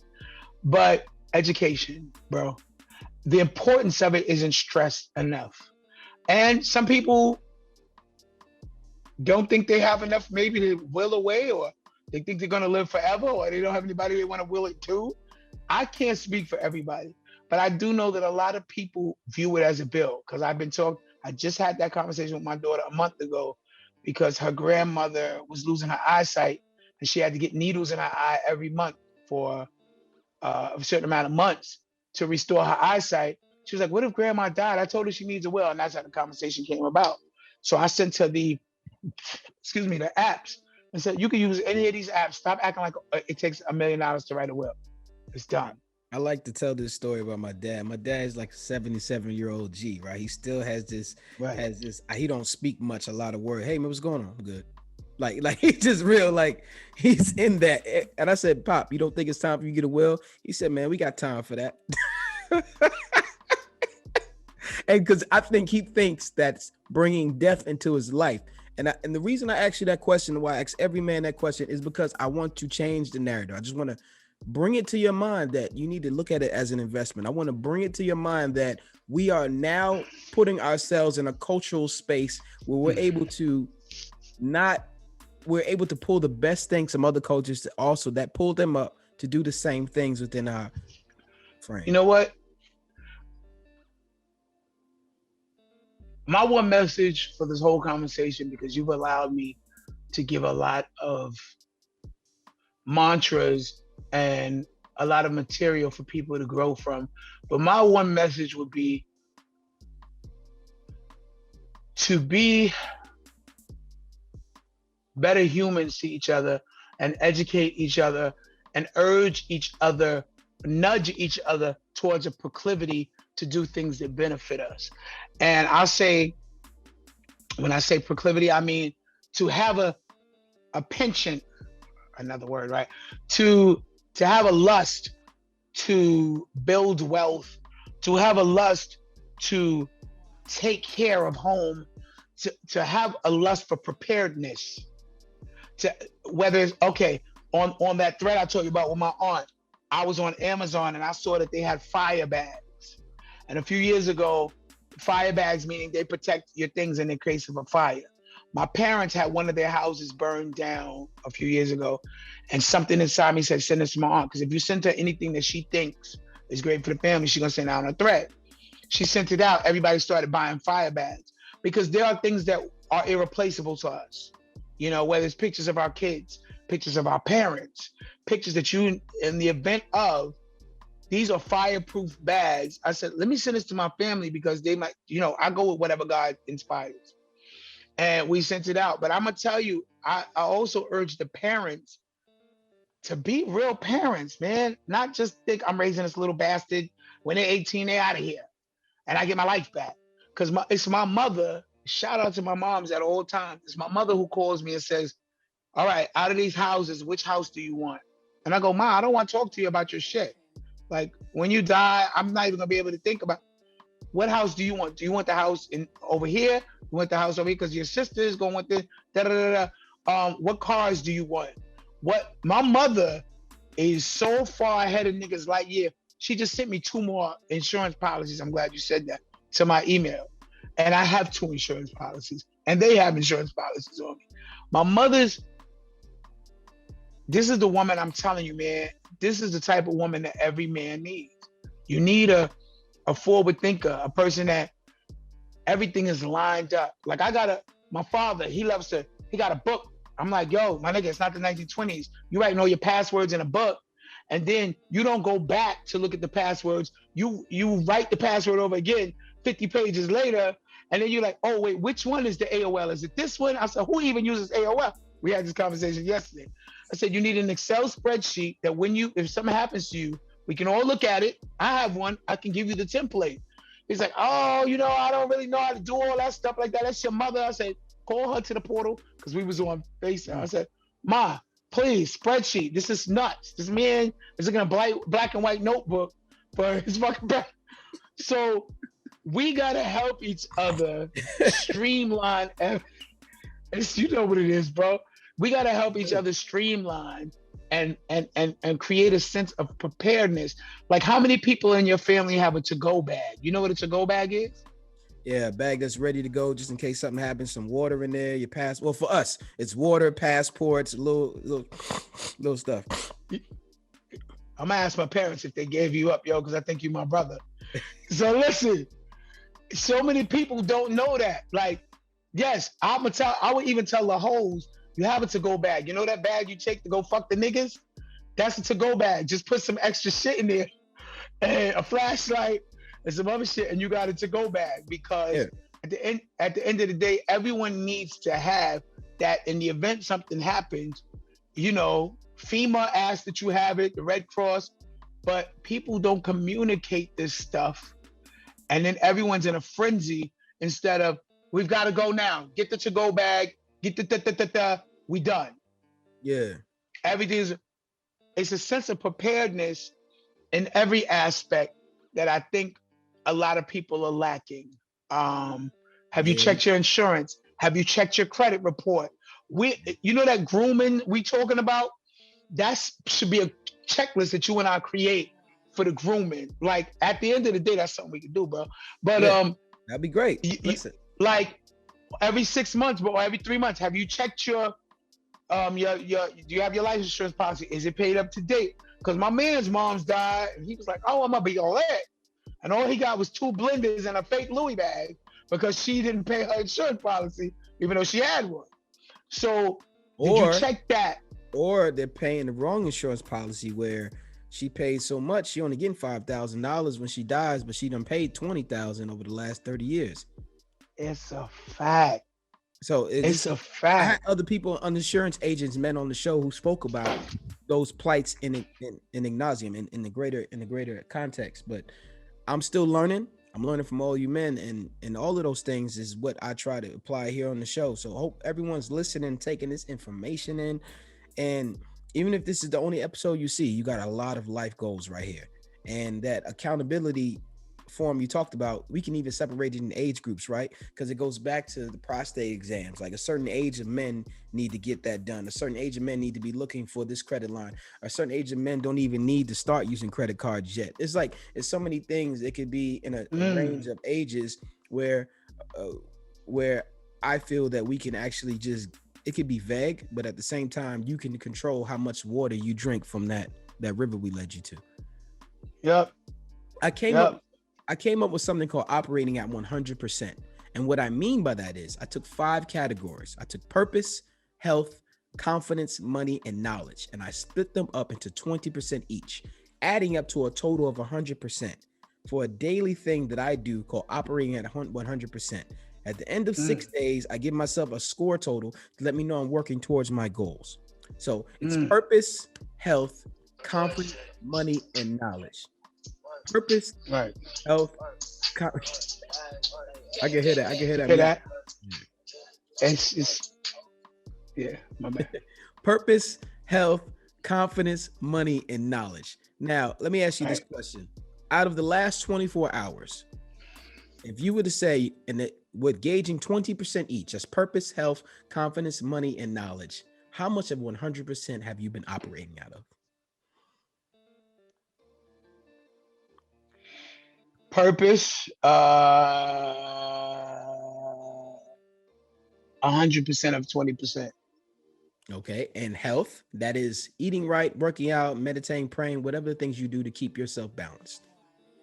18% because I work out, I eat right, but I had a cake. So 18%. I'll be honest. Listen, my wife's a baker. I always have to taste test, and I don't even tell her. I'll send the address. I got you. You got taste tester. Yeah. I definitely can use you. Confidence mean that you're doing stuff without fear, any insecurities. Have you met me? Of course. Let's move along. Okay. Money means you saved a little money, invested a little money, gave to a charity, or you made some money today. Last 24 hours. 100% of 20%. Because I invested, I gave to somebody who didn't deserve it. 100% of 20%. Knowledge means you took in some new information that you learned from. I just spoke to you. 100% of 20%. There you go. So now you're operating at 98%. So that's great, ladies and gentlemen. Let's give it up for Pudgee for operating at 98%. You can't just round it off. You just can't. No, we're not gonna do that. No, because the whole point of this is nigga said no. Now we operating at 100%. Your greatest task. For me, I have problems with working out all the time because I put all of me trying to purpose my goals and not putting health in that category. I concentrate so much. So when I leave here, I have to go work out, do some push-ups or something just to try to get my percentage up. Because right now, jump rope, bro. Jump rope is a full body workout. I love jumping rope. Quick side note, as a child, I couldn't do a push-up, I couldn't do a bench press, and I couldn't jump rope. As a man, I could do all those things at nauseum. So I revel in that. As a child, I was weak, bro. I was like that fat kid that couldn't do a push-up. I was that fat kid that couldn't jump no rope. I never even saw a person like that. Yep. I was strong, but I couldn't do a push-up. Like I just didn't have that strength. You know what I mean? It was just weird. I couldn't get up on the bell, and I'm talking about just the bar, bro. The 45. I couldn't I think it was mental, son. It might have been. But look you at were me Taurus. You just didn't want to do it. That's all. Look at me now.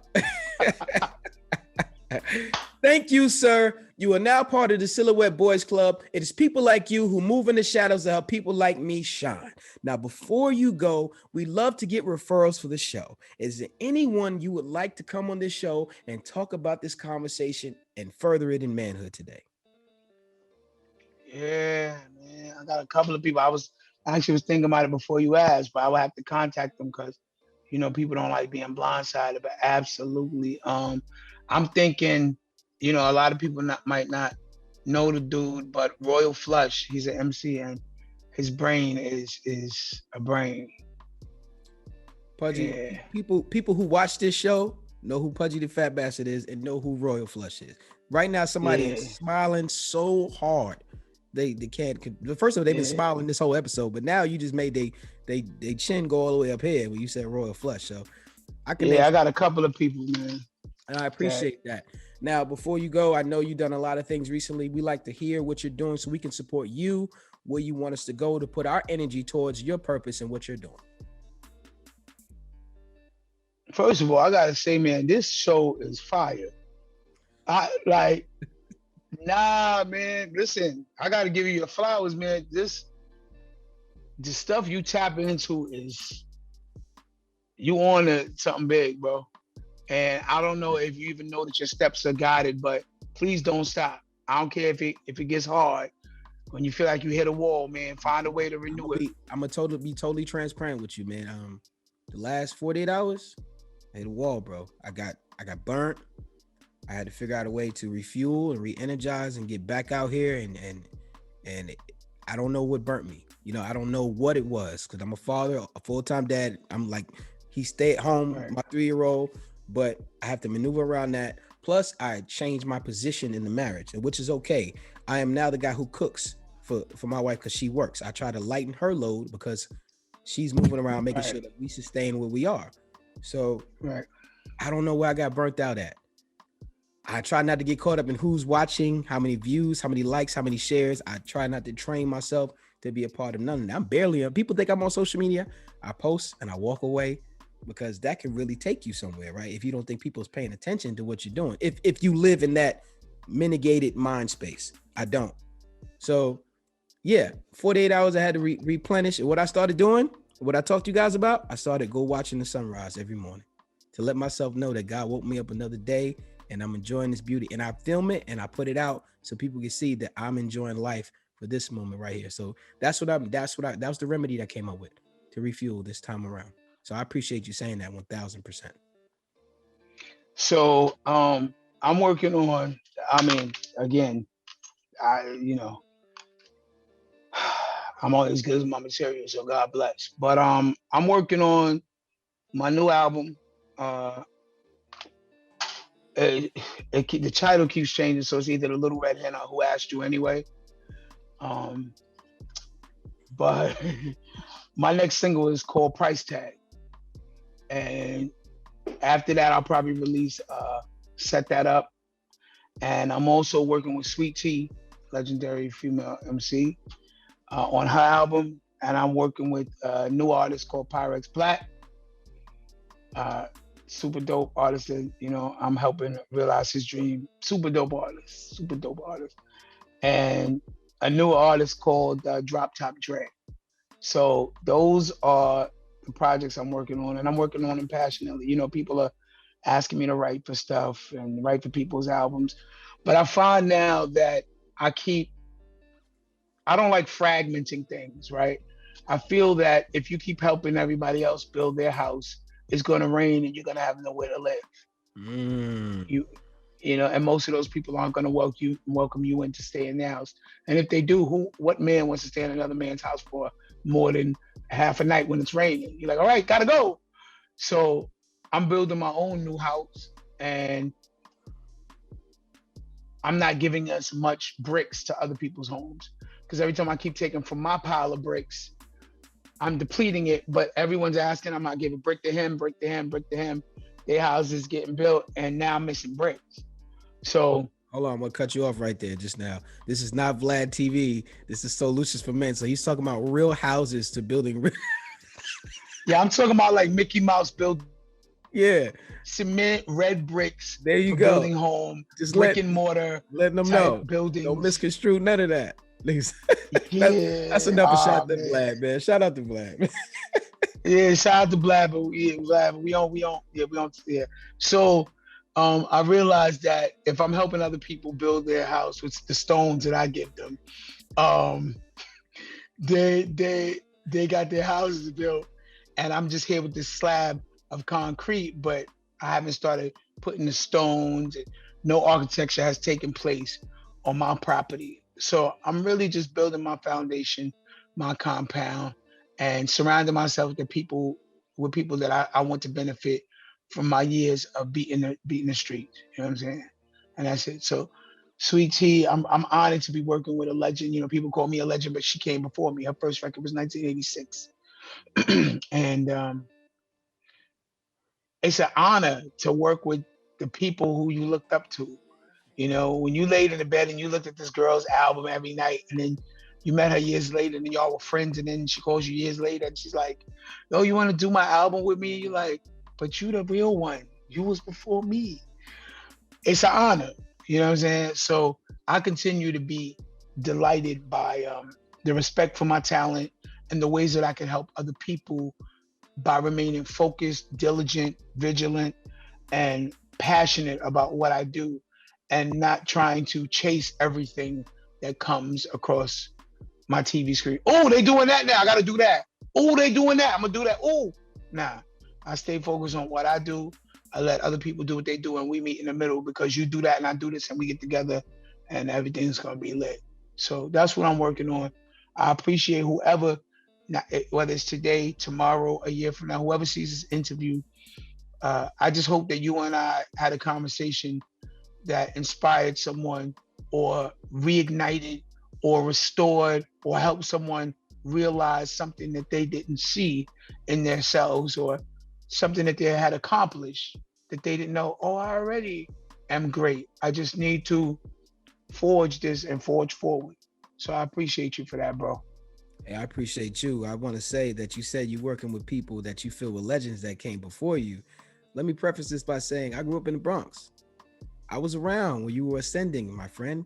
I was a child, but I have older brothers. Bro. So don't think that your music did not come across my desk and today wasn't a very exciting moment for me to reconnect. Same here. And be like, I've met you when I was a child, but I met you through your music.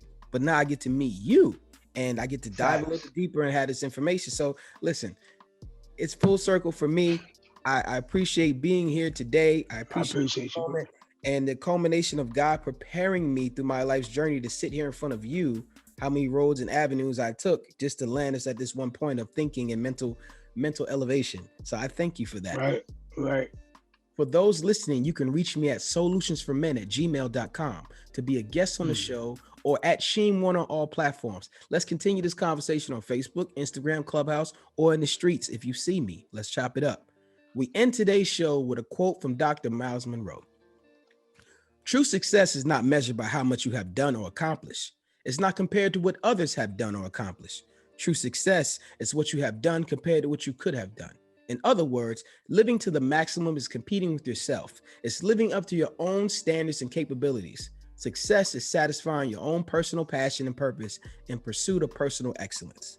So question of the day, question of your life. Are you maximizing your life? Ladies and gentlemen, this has been SOULutions. Pudgee Tha Phat Bastard. Hand on your heart. I appreciate you, man. Peace out. My bro.